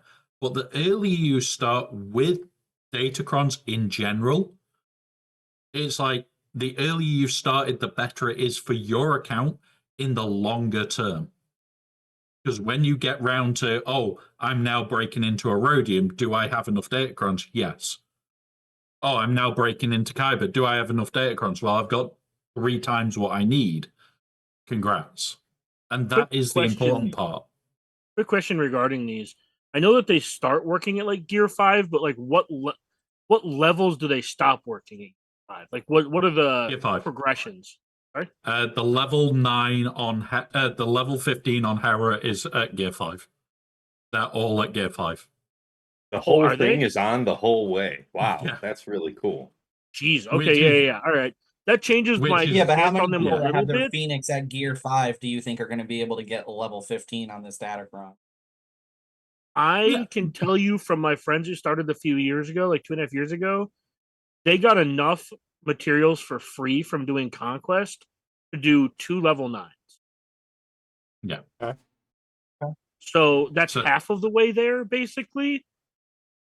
And I'm talking about like this was like after buying the hyperdrive bundle kind of thing. This wasn't even like, this is like 4 million GP. Anyways, I'm just I don't know. Well, I can't speak to the new player experience that much, but I know like the 4 million experiences, these are going to be great. Yeah, it's one of those where it's not amazing for new starters because it is 4/5 datacrons worth of level 9s. So it's not amazing for the baby players that are just starting out. This is definitely better for players that are engaging in Conquest, that are trying to make progress in Conquest. And as we talked about much earlier, that POW army might be the difference between your 4 million account going, oh, I can now actually red crate or even gold crate, which then gives you more datacron materials, which then leads to I've started and now I can really make a difference. So that's my main thing about this is like you start datacrons really early in your account. By the time you come round to needing them properly, you've got them in bulk. Alrighty. Cool. Podcast questions, Matthias. Alrighty then. Just have to wait for my computer to stop lagging. Do. You're not allowed for your computer to stop lagging. That's the rules. You know it.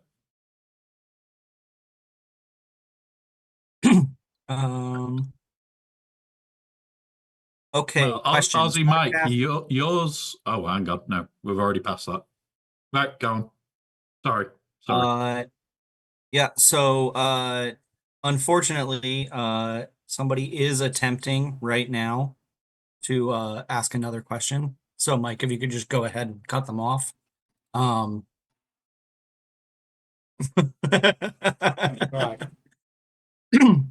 Okay, so we only have 2 questions this week.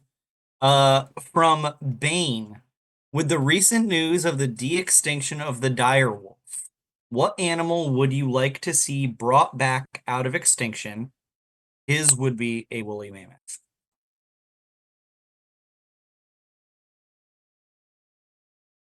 Did the dire Who wolf wants thing to go actually first? happen though? Like, was it an So actual dire wolf? it's a managed subject it. of contention because it's actually just like a great white wolf that has dire wolf DNA now mixed into its genetics. So it really, like, the subject of contention is like, does that constitute a dire wolf? Is the closest living unextinct relative to the dire wolf, and it now has dire wolf genetics. So does that constitute a dire wolf? It does not. Yeah, I would agree. I don't think it classes as a dire wolf, but I do think it is a step where they've at least started to make an effort to bring Yeah, species back. I think if they took about 50, if they made about 50 of that wolf, and then they began the selective breeding process with those 50 in order to attempt to breed a more pure dire wolf appearance and genetical quality, that at that point we could say, okay, they have now de-extincted the dire wolf because they have bred it back into existence. Anybody else have that quote playing through their head right now about we spent so long trying to figure out if we could, we didn't stop to think about whether or not we should? Oh, I agree 100%. Yep. There's absolutely a reason why these species have gone extinct. Yeah, just already getting Jurassic Park vibes from this. Don't worry. My answer is the megalodon. It's not whether we should do this. It's definitely we shouldn't do this. But still. But the megalodons are not extinct. I am a firm believer that megalodons are still out there. We presume them to be extinct, right? That's one of the problems with aquatic life is that we have presumption of extinction because we can't actually like get down to some of the bottom layers to see if they actually exist. For me personally, it would be like some sort of like velociraptor. I want to see if dinosaurs actually had feathers. I think they did. I want to confirm. Okay. And I'm thinking like velociraptor because they'd be like small enough to probably not get super out of hand. Like, I ain't trying to make T-Rexes or nothing like that. I understand it's a slippery slope. I just ain't trying to make Triceratops or, Tyrannosaurus Rexes. Maybe we just selectively only like breed back into existence the dinosaurs that were herbivores, not the ones that, will go out of their way to attempt to consume mankind. Fair enough. I'm just saying, like, I know that I'm not the only person. This is not an original thought, but I think the dinosaurs had feathers. I do. And we don't ever really portray them as having feathers in movies, TV shows, etc. But yeah, we find them more fearsome appearing as lizards than we do as birds. That makes sense. Yeah. But I would like to see like what they looked like in reality.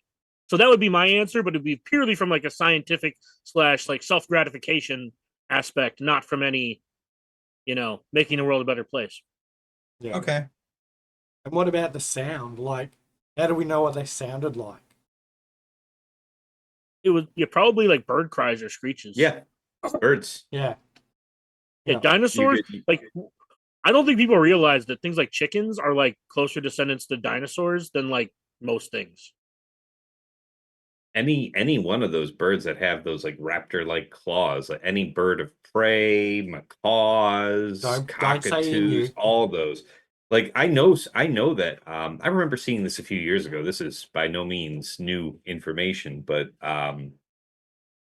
engineers had taken, the images of the vocal cords of birds, and then based on fossils of dinosaurs, extrapolated those vocal cords into the size and shape of what it may, likely would have been on the dinosaur.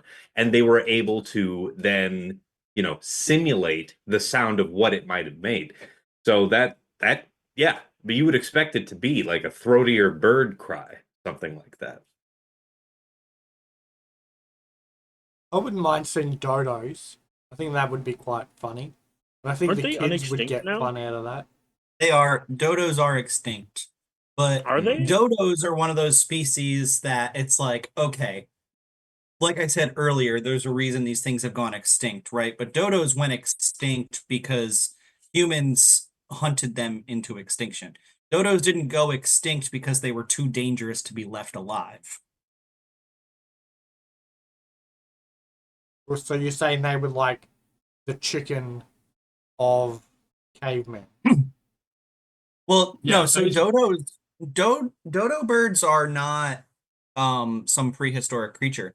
Dodo birds were on islands in the South Pacific Ocean, and when the first sort of, for lack of a better way to put it, when the first explorers and colonialists began spreading into what at the time they called the New World, aka the Western Hemisphere, and they like found those islands, these birds, the dodo birds, didn't have any concept of what a human was or really any concept of what a predator was. So they were just walking up to these people because it wasn't in their instincts to run and cower in fear. And that was why people called them dodos, because they were like, oh, look at these stupid birds that just walk right up to us and let us kill them. I'm really struggling to believe that is how they got their name. No, I mean, we've seen this in other habitats. So, like, what he's saying is correct, because we see it in other habitats where, like, animals won't run away from you because they don't have predators, right? And we see that, we've seen that in other places. I can't think of any off the top of my head. The Virgin and Canary Islands, you can, like, literally just, like, go for a snorkel dive and fish will just come up and swim around with you. Yeah. Instead of, like, trying to get away from you, they'll just swim with you. Yeah, and that's kind of what I mean. It's like there are places where that is also the case. Yeah, it's yeah. But dodos would definitely be a fun one. I just see my kids having so much fun saying the word dodo. But yeah, they get older and come up with closer to adult version names for each other. yeah. They're equally as fun to hear them say, but you have to tell them they can't say them. Yeah. Can't say that one in public. Tell them dodo is a bad word and see how they handle it. Oh All yeah, right. just wait till just wait till Aussie Mike obviously lives in an area where it's much more tolerated. Just wait till you hear like teenage girls calling each other cunts. You know what I mean? Oh, it's a normal word over here, and anybody Well, that's from what I'm saying. America It's is not like, here. oh. Whereas we're like, it's like, yeah, I'll use it like 6 times in a sentence, and yeah, it's not a big thing over here. And same for Womp Rat, but yeah, it's just odd. Yeah, it's I frowned don't upon know. here. I don't know with Womp Rat because I said it in his stream chat one time, and he was like, "Congratulations, Mateus! You found the one word that is banned by Automod." Yeah. Like the joke is with the auto mod, like we've been accepting loads of different words and everything else because the auto mod does help when some of my mods are either like Aussie Mike's time or West Coast America time. So it is a case of I've got Aussie Mike for the first hour, and then the next how many hours until my mod actually wakes up? So it's that moment of auto mod is there to save my ass. And it was the one that we hadn't actually already accepted where he found it. So it was I like, think we can all take away from congrats, this you found it. I think what we can all take away from this is that Womp Rat says that he accepts loads. Yes, we accept all the swearing because Dagger is a. Oh wait, no, he isn't. Okay, Tassenix, did you tell us what animal you want to bring back from extinction? Say your mom. No, Just I say don't your think I mom. did. Please just say your mom. That's want terrible. no. I That's know. terrible. I could say Dagger's mom. That That'd would, be- but could you imagine if somebody like their mom recently died and you asked them this or they asked you this question, you were like, "Oh, your mom," just without thinking, like that would be so hurtful. trying to think of something extinct that I would want to see brought back. Isn't the Tasmanian devil gone? It is gone. We have Yeah, let's bring Tasmanian Taz back. tiger. Tiger is gone. Tasmanian devil. Yeah, is the still Tasmanian tiger. That's the one. Yeah. That's the one that's gone. Tasmanian. Yeah. Yeah, the devils. There's heaps of them. All right. That's all right. Yeah, let's bring back that one because that was a supremely weird looking animal. Like on a planet where the duck-billed platypus has a right to exist, we need that tiger back. Tigers need, the diversity. A follow-up question. Sorry. Sorry, but my answer is, we kind of touched on it a little bit earlier. I don't think the ocean is scary enough, so if megalodons truly are extinct, bring them back. You just need to come over to Australia, I'll take you to one of the beaches, and we'll see how you like a little shark.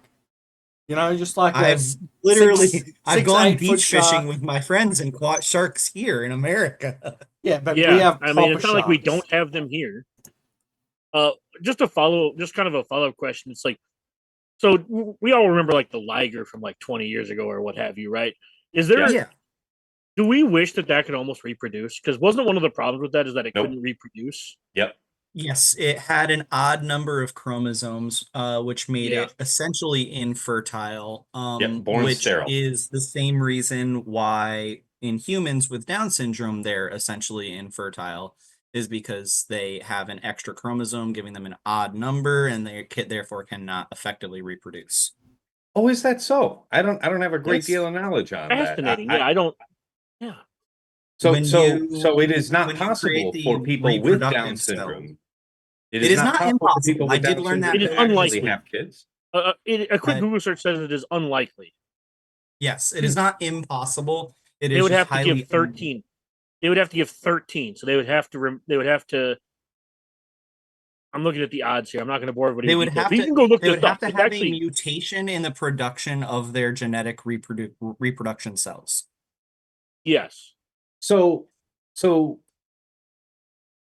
they're not uniformly born sterile then, because that is what a liger is. Like that is something that doesn't occur in nature, and they are all 100% born sterile.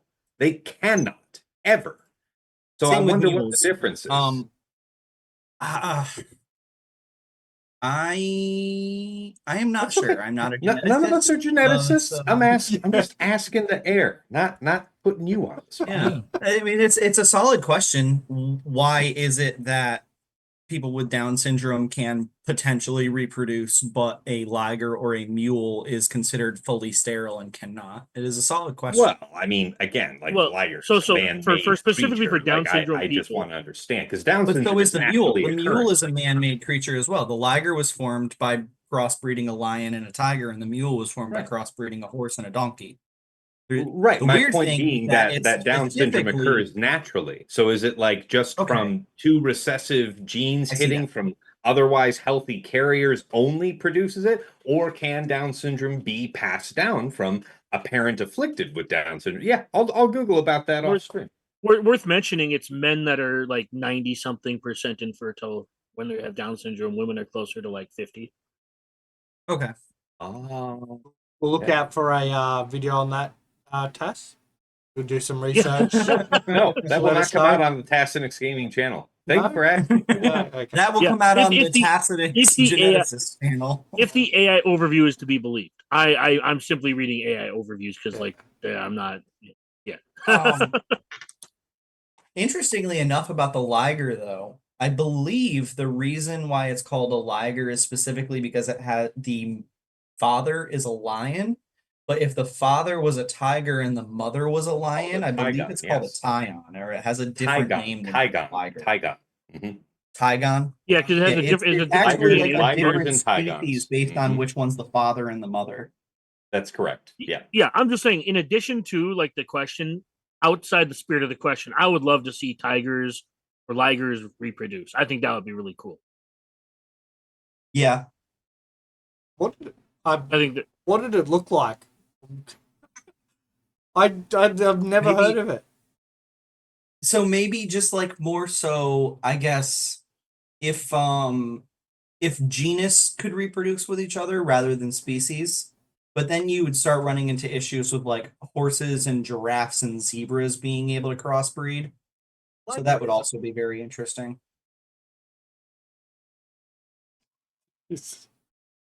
for lack of a better term, you can find like adorable pictures of little like lion cubs with like tiger stripes.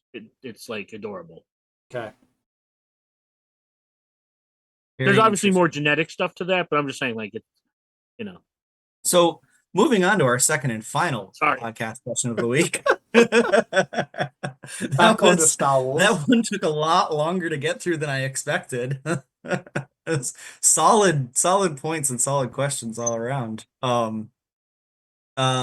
So this question comes from our good friend, our special guest that we've had on a few times, Steve 37.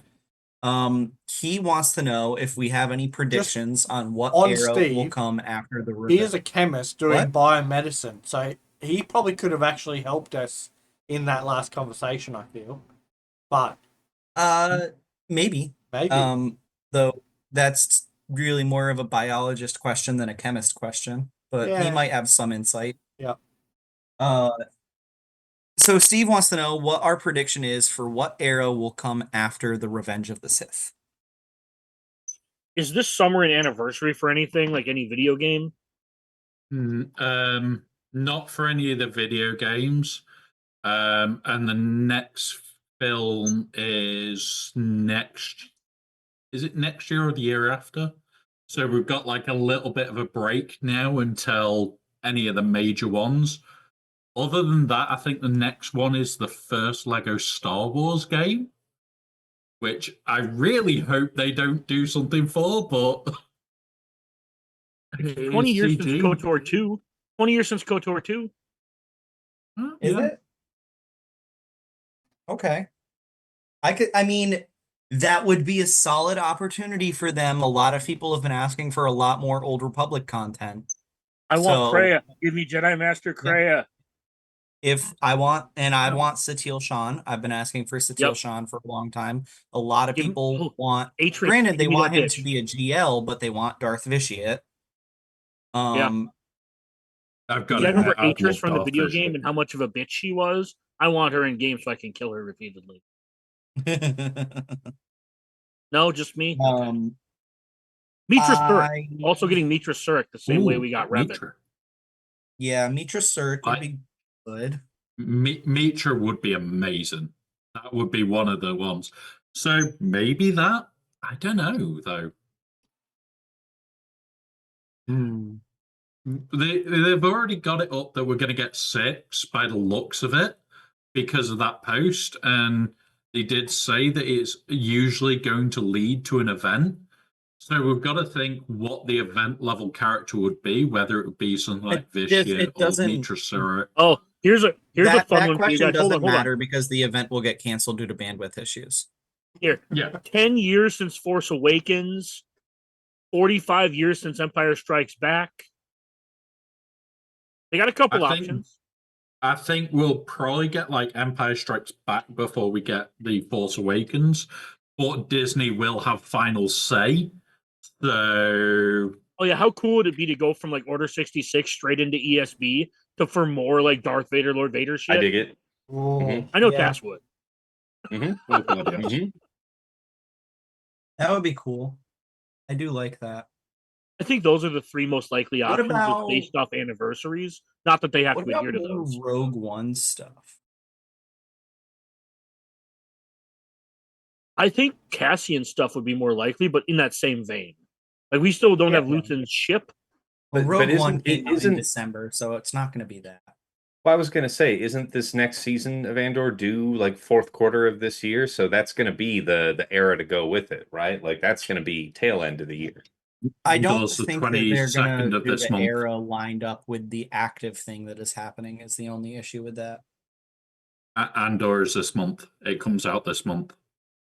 Oh, shit. Okay. Andor season 1 did release in September, so it's near maybe the era after, but it's more likely to be the era after because that starts getting into the 10-year anniversary of Rogue One. Yeah. What about the 1st year anniversary of Star Wars Outlaws? I just wanted to quickly interrupt here. Array Scarata in the chat confirmed something that we were talking about, the relative cost for looking into datacrons for a newer player versus anybody else who's otherwise used to working with them. And Array just confirmed that the cost for resources invested for the first 5 levels of a datacron in a given set versus its focused variant are the same. It's only at level 6 and higher that there is an increased cost over what would otherwise be paid to do that on the datacron. So that's where focused datacrons become much more expensive. Yeah, which is why I stopped like the Phoenix one at like 6 because that's when it started to. You can look anyway. Like you can look and see how much it costs. It doesn't. I think it's a couple more pieces or fragments per level, but it's like 5. Sure. It's not like and I didn't mean to drag us like long off course there, so we can get right back into the topic. But since Array kindly confirmed that, I just wanted to get that out there. Definitely appreciate it. Yeah, I don't know. My prediction, I got to go with what I'm hoping for, and that's going to be more Old Republic content. I'm hoping for the era of the Old Republic or some crap like that. Well, I've always my hope is specifically KOTOR. Sorry, not the. But anyway, I'm with Mateus, but specifically KOTOR 2 revisiting. Specifically KOTOR 2.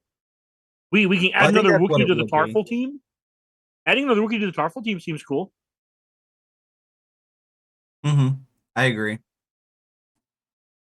Canderous rework. Karth rework. I feel like Canderous doesn't need a rework, and Karth got an Omicron, so he's not going to get a rework. I know. I know. I'm just saying, like, I love KOTOR 2 is my favorite game. My favorite Star Wars game. Isn't it time for Luthen's ship to come in the next conquest? Yeah, so as a lifter for profundity. As a lifter for profundity. If you go off the past cadences, in theory, Luthen should be the next ship in Conquest. But they also said that Conquest runs separate from the era. That even though there will be times when they'll line up, Conquest units have nothing to do with the era. So it doesn't matter then at all. It could be Luthen's ship next. The issue that I've got is with the changes that they've done, the old cadence is out the window. We can't just go, oh yeah, because it's been exactly a year and now he's farmable in for 3 months. It's now the ship's turn. We can't just assume that that's going to be the case. We kind of have to go, well, maybe, but chances are no. I Well, also I'm just don't want a thinking- ship to be a conquest unit. I'm I'd just rather be a thinking- legendary unlock or something. Yeah. I'm just thinking Andor comes out soon. That cadence was there, that once sort of Malgus hit Proving Grounds, we got his ship. I'm just following that sort of line that we'll have some sort of Andor stuff come in the next lot. If they're planning to include a conquest ship as a requirement for the next GL ship, and they're planning to do a GL ship at the end of this year, then I would guess that the next conquest unit will be a ship. But that has nothing to do with our prediction on what the next era is. Yeah. I will say this. I dislike ships being conquest units, not because I don't enjoy unlocking ships basically for free, but because there's no modding to talk about. They're just less exciting. They're less sexy. They're more known. You can extrapolate what they're going to be, so it's more of like a waiting game, as opposed to a, oh my god, I can't wait to get my hands on this new thing. So I prefer ships to be like chases or legendary events, things like that, personally. But yeah, like you was said, I do think we're getting a GL ship this fall/winter. And if we are, then it doesn't make sense for it to be Luthen's ship, unless we're getting a ship and then Luthen is the counter to that ship. I guess I don't know. Yeah, my hope is Old Republic, specifically KOTOR 2. Okay. Has anybody not answered? No. I would love it to be KOTOR, but I just don't know if they're gonna. I'd love it though. Yeah. All right. I Cool. mean, yeah, was all the I questions. don't know what to expect.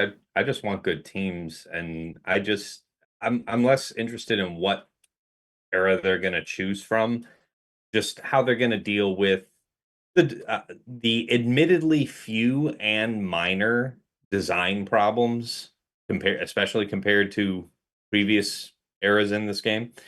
I just want them to do things that make sense with the direction of the game. Like, if you're going to keep giving us an increasing number of teams, give us meaningful ways to concentrate them, which they kind of are. So I'm just hoping it goes in that direction. Hopefully whatever they're going to give us fits in with a vision to change Grand Arena or something, because it's difficult to imagine why you should continue to be excited for new team for the same size of board. And I don't know. Anyway, less concerned about that myself. I actually think that that's like the fairest answer you can give, because no matter what it is, we're going to buy into it. Maybe not financially, but we're going to buy into it. We're going to use the characters, use the team. And yeah, I think that that's the best thing I can hope for, is give us meaningful ways to either combine teams that we currently have, or ways to use teams that how do I phrase this? Use teams that, I don't want to say have fallen by the wayside, but think of teams like, even Ahsoka's a GL, and the best character on her team isn't even on her team a fair amount of the time. Right? Yeah. So that's kind of what I mean. It's like, I don't know what needs to happen, but I hope the next era, like Tess says, does address some of the design issues from the past year. Looking at the marquee structure where they've got like the purple and teal announcement things, they've got sort of like a 3-week or 4 weeks, I guess, window for the purple and the teal. So if we had like 2 characters in the purple and 2 characters in the teal, and then it gets to this journey guide character, could you see something like a maybe not a star killer, because not everybody on that team is a requirement to get Star Killer, but could you see like a Bo Mandalore sort of situation in the middle of the year instead of that sort of end of the year like we sort of had in the past? I think with the color changes, it gives us a hint that this next area, whatever it is going to be split. There's going to be two different things to it, which kind of points less towards them making full teams again. But it kind of also lends into the possibility of going, okay, so you haven't given us a full team. Maybe we can use X with this. Like, Hondo didn't really have a home. Now he's got a home very much with Balin. A lot of people have started to use Dad Bod Bobber with him because it's not a great fifth, but it's a home for something I'm not going to use elsewhere. And it just frees up that extra character. So instead of you like stealing Dash for it, you can go him or you can go Kira. It frees up your Dash then or anything like that. So I think they're going to start heading a lot more towards what we didn't want, where they give us his part of a team, but it then gives us the chance to try and use other bits. I think that's the main thing that we're heading back towards. Yeah, it's like when they gave us something like Talon and it like propped up a couple other teams for a little bit. And yeah, she's been kind of power crept now. But like the SWGoH only did the same thing with the Treya team, right? Like I'm just using this one team as an example. If we do have like a split era, we're looking at something where what if they actually give us like a fourth and fifth to a team that already kind of sort of exists with a current fourth and fifth, but it could be upgraded. Let's for example, CLS is one of those that has always gotten upgraded aspects to it. What if we got a new fourth and fifth for CLS kind of thing, right? What if he got pushed back into the meta with like Han Chewie? There's a lot of teams like that. Like what if Saw actually got a permanent third, right? If we're going with like Rogue One. What if Mon Mothma got like a true lifter that made her a rebel fighter? Right? So she got all those bonuses.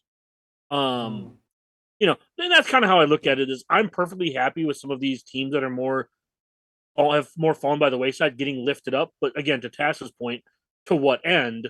Because if you are lifting up older teams, the board hasn't grown. Yeah. Right. I think the thing that they need to seriously look at is potentially the board, even if it was just here is the increase for Kyber, but this is Kyber 5 through 3. Kyber 2 is an increase, and Kyber 1 is an increase again, meaning those accounts that are up in Kyber 1 that are huge, that are sitting there big, they're sat there now going, shit, I've got 6 teams on a front wall of each. Oh, okay, right. My front walls have either got to be a little bit lighter than I'd really like them to be, or I'm putting shit down and pulling off miracles to try and potentially clear your walls. I think they do need to have a look at GAC. I think I would prefer a board change before an expansion, just because I think a board change could do wonders. Like, what if we just added another zone? Right? Not increase the teams, but just. No, I agree. I was just literally saying, yeah, because that's what I was thinking. I agree. Add another zone, but make it a ground zone and put it behind ships. Yeah, because that's the thing that I think is the biggest frustration is there's 3 teams in the back in 5v5. So you get the back pocket 3 teams. What if maybe you add 1 team to go from 11 to 12 and you just have 4 3-team ground zones. Right? Like I'd be okay with a small number of additions, but I'd rather a different board. Because remember they used to experiment with different boards. Like I'm not saying we need GACs without ships again. I mean, I would like that. I fucking hate ships and their RNG. But I think that a board change would be more welcome to most than a board expansion. Because if they expand the board in 3v3, I'm just going to stop playing 3v3. Or just play for half the board. What if we could pick where that extra zone went? Or that, yeah. Just give us autonomy over our own board. Like let me put the 4 teams in the back and the 3 teams up front in front of fleet, right? Let me stack the 2 4-team zones in front of each other. Right? Either let me move my zones around or give us an extra zone. I think I'd rather fuck with the board before I add teams. That could be really interesting. Like you still get the 4 teams, but what you get instead is that you can move those 4 zones around where you want. So if you really don't want to deal with fleets, you just go, here is the 3 meta fleets, and they're a front wall.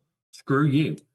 Here is one of the four character zones. You've now got to go either through that 3 meta fleet or through the other one and hope that you find the other big zone that could be all the points. Or just move fleet up front. Like I said, I'd be more in favor of a board change than I would an expansion. Yeah. Good. All right. We happy to wrap up? Any other comments, questions? Yeah, I think so. Yeah. Well, Cash, your head is stupid. There is one other thing that we need to talk about. And it's PNS. I mean PNS. So would you, because there is 2 of you on here, like to plug that, please? Because, yeah. I'm not trying to plug it. I'm not a big fan of catheters.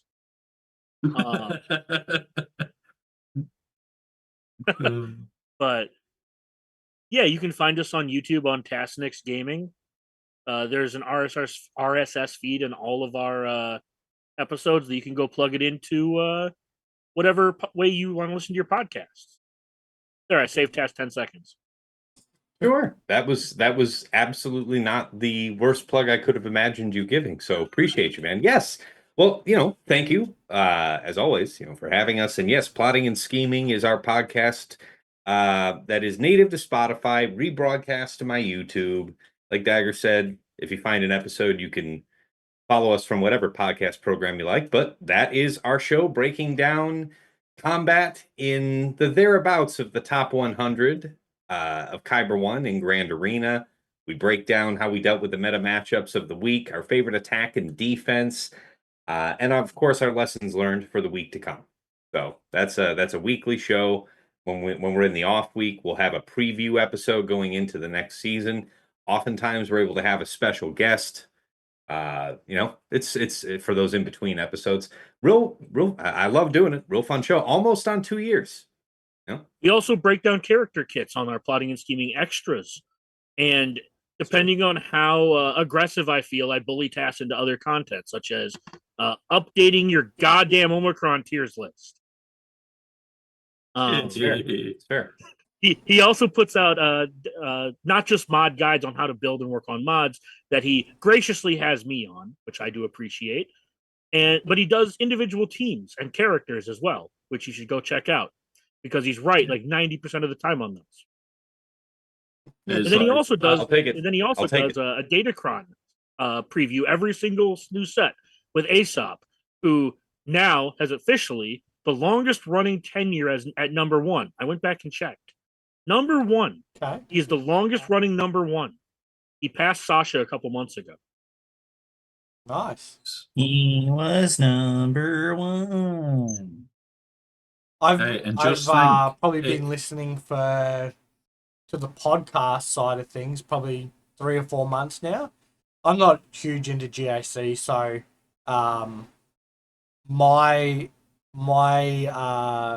what I'm getting out of it is just listening to guys talk about Galaxy of Heroes, which is obviously come a lot of interest to me, especially since we've been having this podcast going for that sort of time. So it's good just to hear like half of the shit you guys are talking about is way above my sort of level of skill and understanding as well. But yeah, I kind of like accidentally found it because Tassenix's account has been a source of modding inspiration, let's say, for quite a while. Any of the newer characters, I'll often go and just have a sneaky look and sort of say, oh, okay, yeah. I can't really do that with my account, but I get it, and then I'll sort of adapt it to the best I can. But yeah, it's good to listen to you guys and just like hear how you guys all come about a solution to the problem in your own sort of way. So yeah, it's interesting to listen to. So yeah, I appreciate it. Thank you. Thanks Yeah. for listening. yeah. So yeah, but no, and yeah, thanks for coming on. Like, we've been pretty good. We're only at like 2.5 hours, and I guess the first 10 minutes of that was the loading intro screen and all that sort of stuff, because I sort of took my time a bit. But yeah, a little bit better than the 3.5 hours when Tass was on by himself. Oh, don't short yourself. That was 4+. But first, thank you so much again, for having me. And yes, yeah, it was a great conversation today. Thank you, for kicking the show out another couple of hours. I know it's burning the midnight oil for you guys over there, so appreciate it. Yeah, this was a fantastic conversation. It was an absolute pleasure to be here, and hopefully I wasn't shit, and you guys asked me to come back at some point. No. No, So and the link for the you're a Zoom, perfectly fine guest. the link for the Zoom is permanent link, so you can come in at any time if you see us on. Yeah, Or, even if you're not invited, if you just decide you feel like crashing. yeah, Just hit him with a surprise, motherfucker. yeah, yeah. I will say, I like Tass did. I do really appreciate you guys pushing this back a couple hours, because it's all good. yeah, 6:30 a.m. my time is real early, and I understand that Mike is real late his time. It's all good. Well, This is about what time we normally finish anyway. So Fair enough. Fair enough. I'll probably go to bed Yeah, on time, normal. Yeah. So Yeah, and having So, spoken to for the- Womprat, I'm sometimes surprised you guys wrap up in 4 hours. Yeah. Love you too, Dagger. Sometimes Love you you too. have to keep things on track. No, I really appreciate what you guys do in general. I wasn't a big listener before this week, and man, you guys really get into some shenanigans here. I really enjoy the conversations. Glad to even Just get part of it. remember though, the reason it's a permanent link is so you can just pop in, shout "fuck you bones," and log out, and he has no clue who's done it to him. yeah. He doesn't remember what people's voices sound like. So if somebody does it, he's like, "Who was that?" Yeah. It's fantastic. And now you realize we just terrorize him most weeks. It's great fun.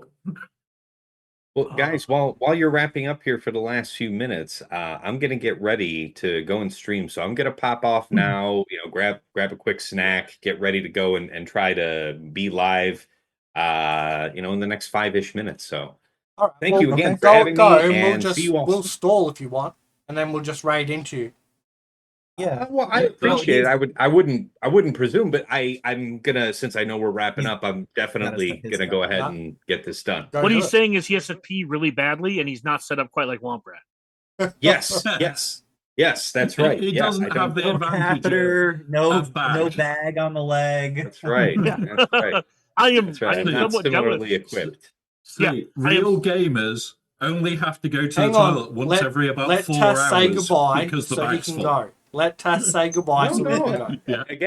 Again, thank you so much for having me. It's great to be back, and look forward to seeing you guys real soon. I'll be tuning in next week. But yeah, Awesome. see you in a few minutes. See you in 5 minutes.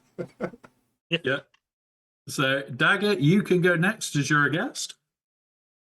Yeah, I really appreciate being on. This was a lot of fun.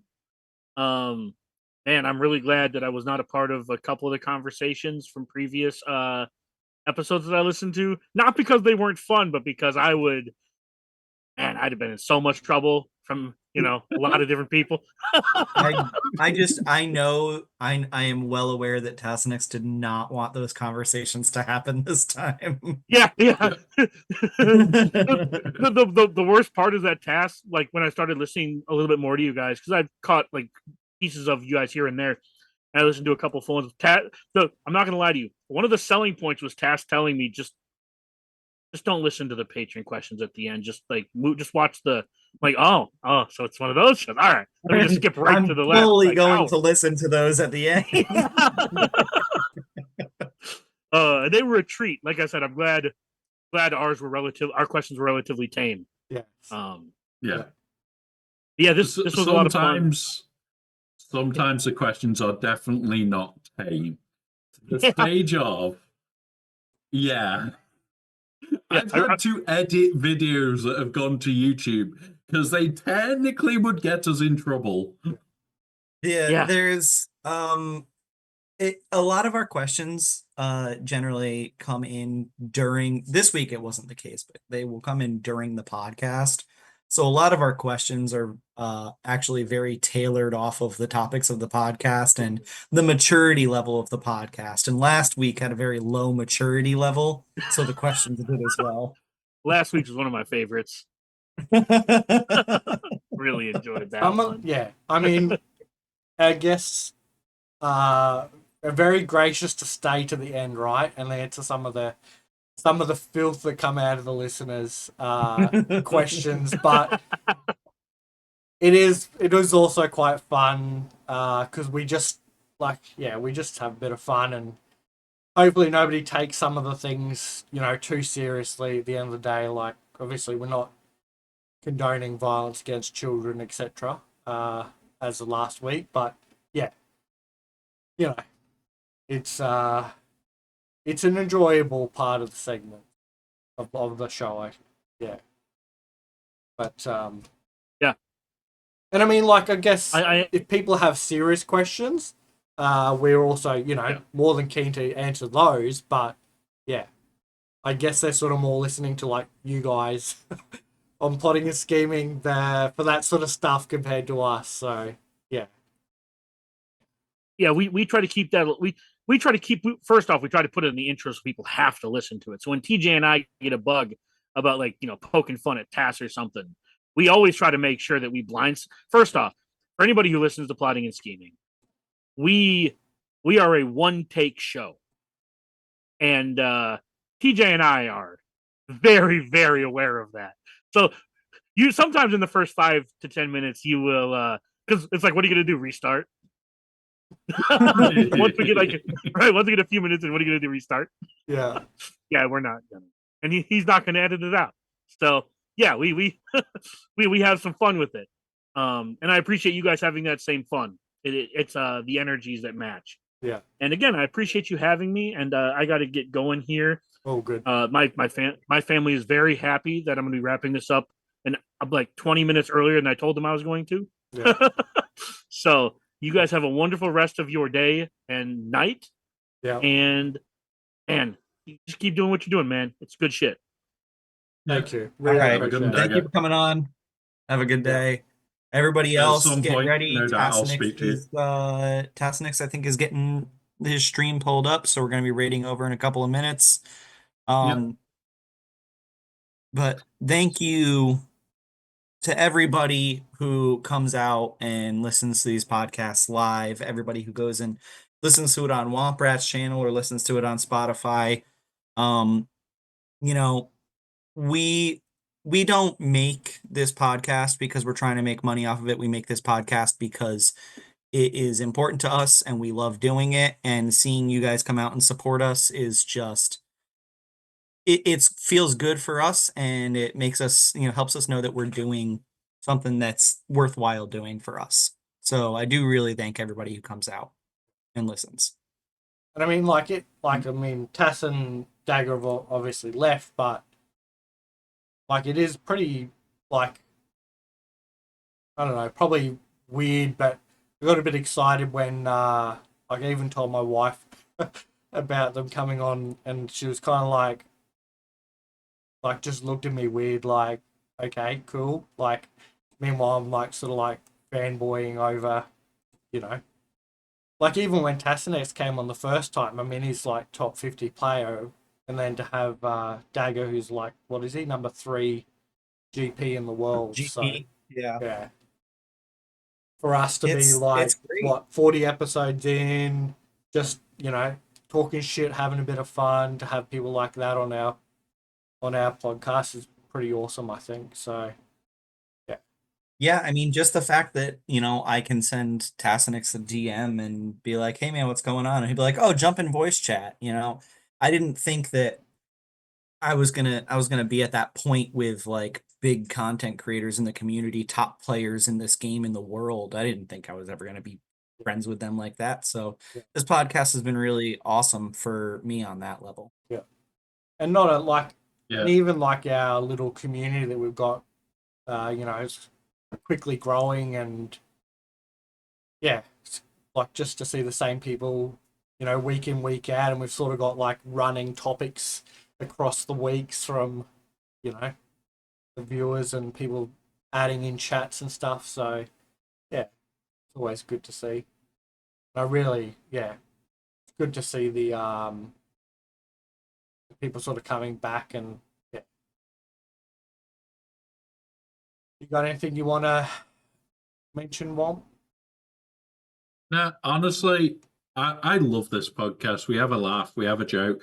I'm not here next week. I did put it up in chat of everything, and I've also talked about it a bit on stream. I am going to make changes to my schedule to give me a bit more family time than anything else. So I'm going to be here every single week that there is GEC stuff on. So if there is a GEC, I will be here. If there isn't a GEC, I'm just going to be having it off. I'm probably going to be spending a lot of time with my nephew. I had to look after him as an emergency case for my brother the other day, and we played games all day. And yeah, that was a moment that kind of opened my eyes up to shit. I am missing out on spending stupidly fun time with you. So I've already talked to my brother about it. And every single week where I have not got GAC, I will be spending it with him. And we're just going to go do stupid stuff. It's only once a month, though, isn't it? Yeah. So it's like it's next week. Then I'm here for 3. Then I'm off. Then I'm here for 3. Then I'm off.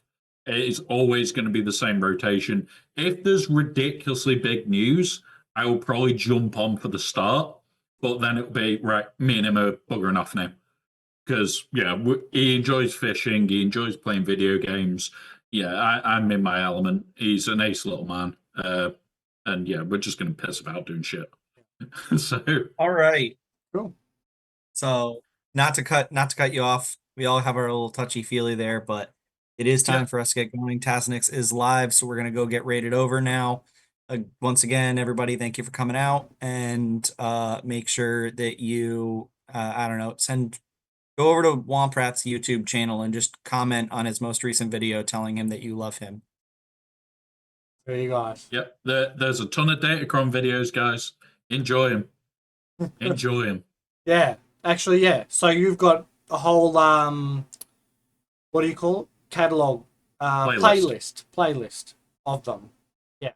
So I definitely think you guys should go. 7 of them I've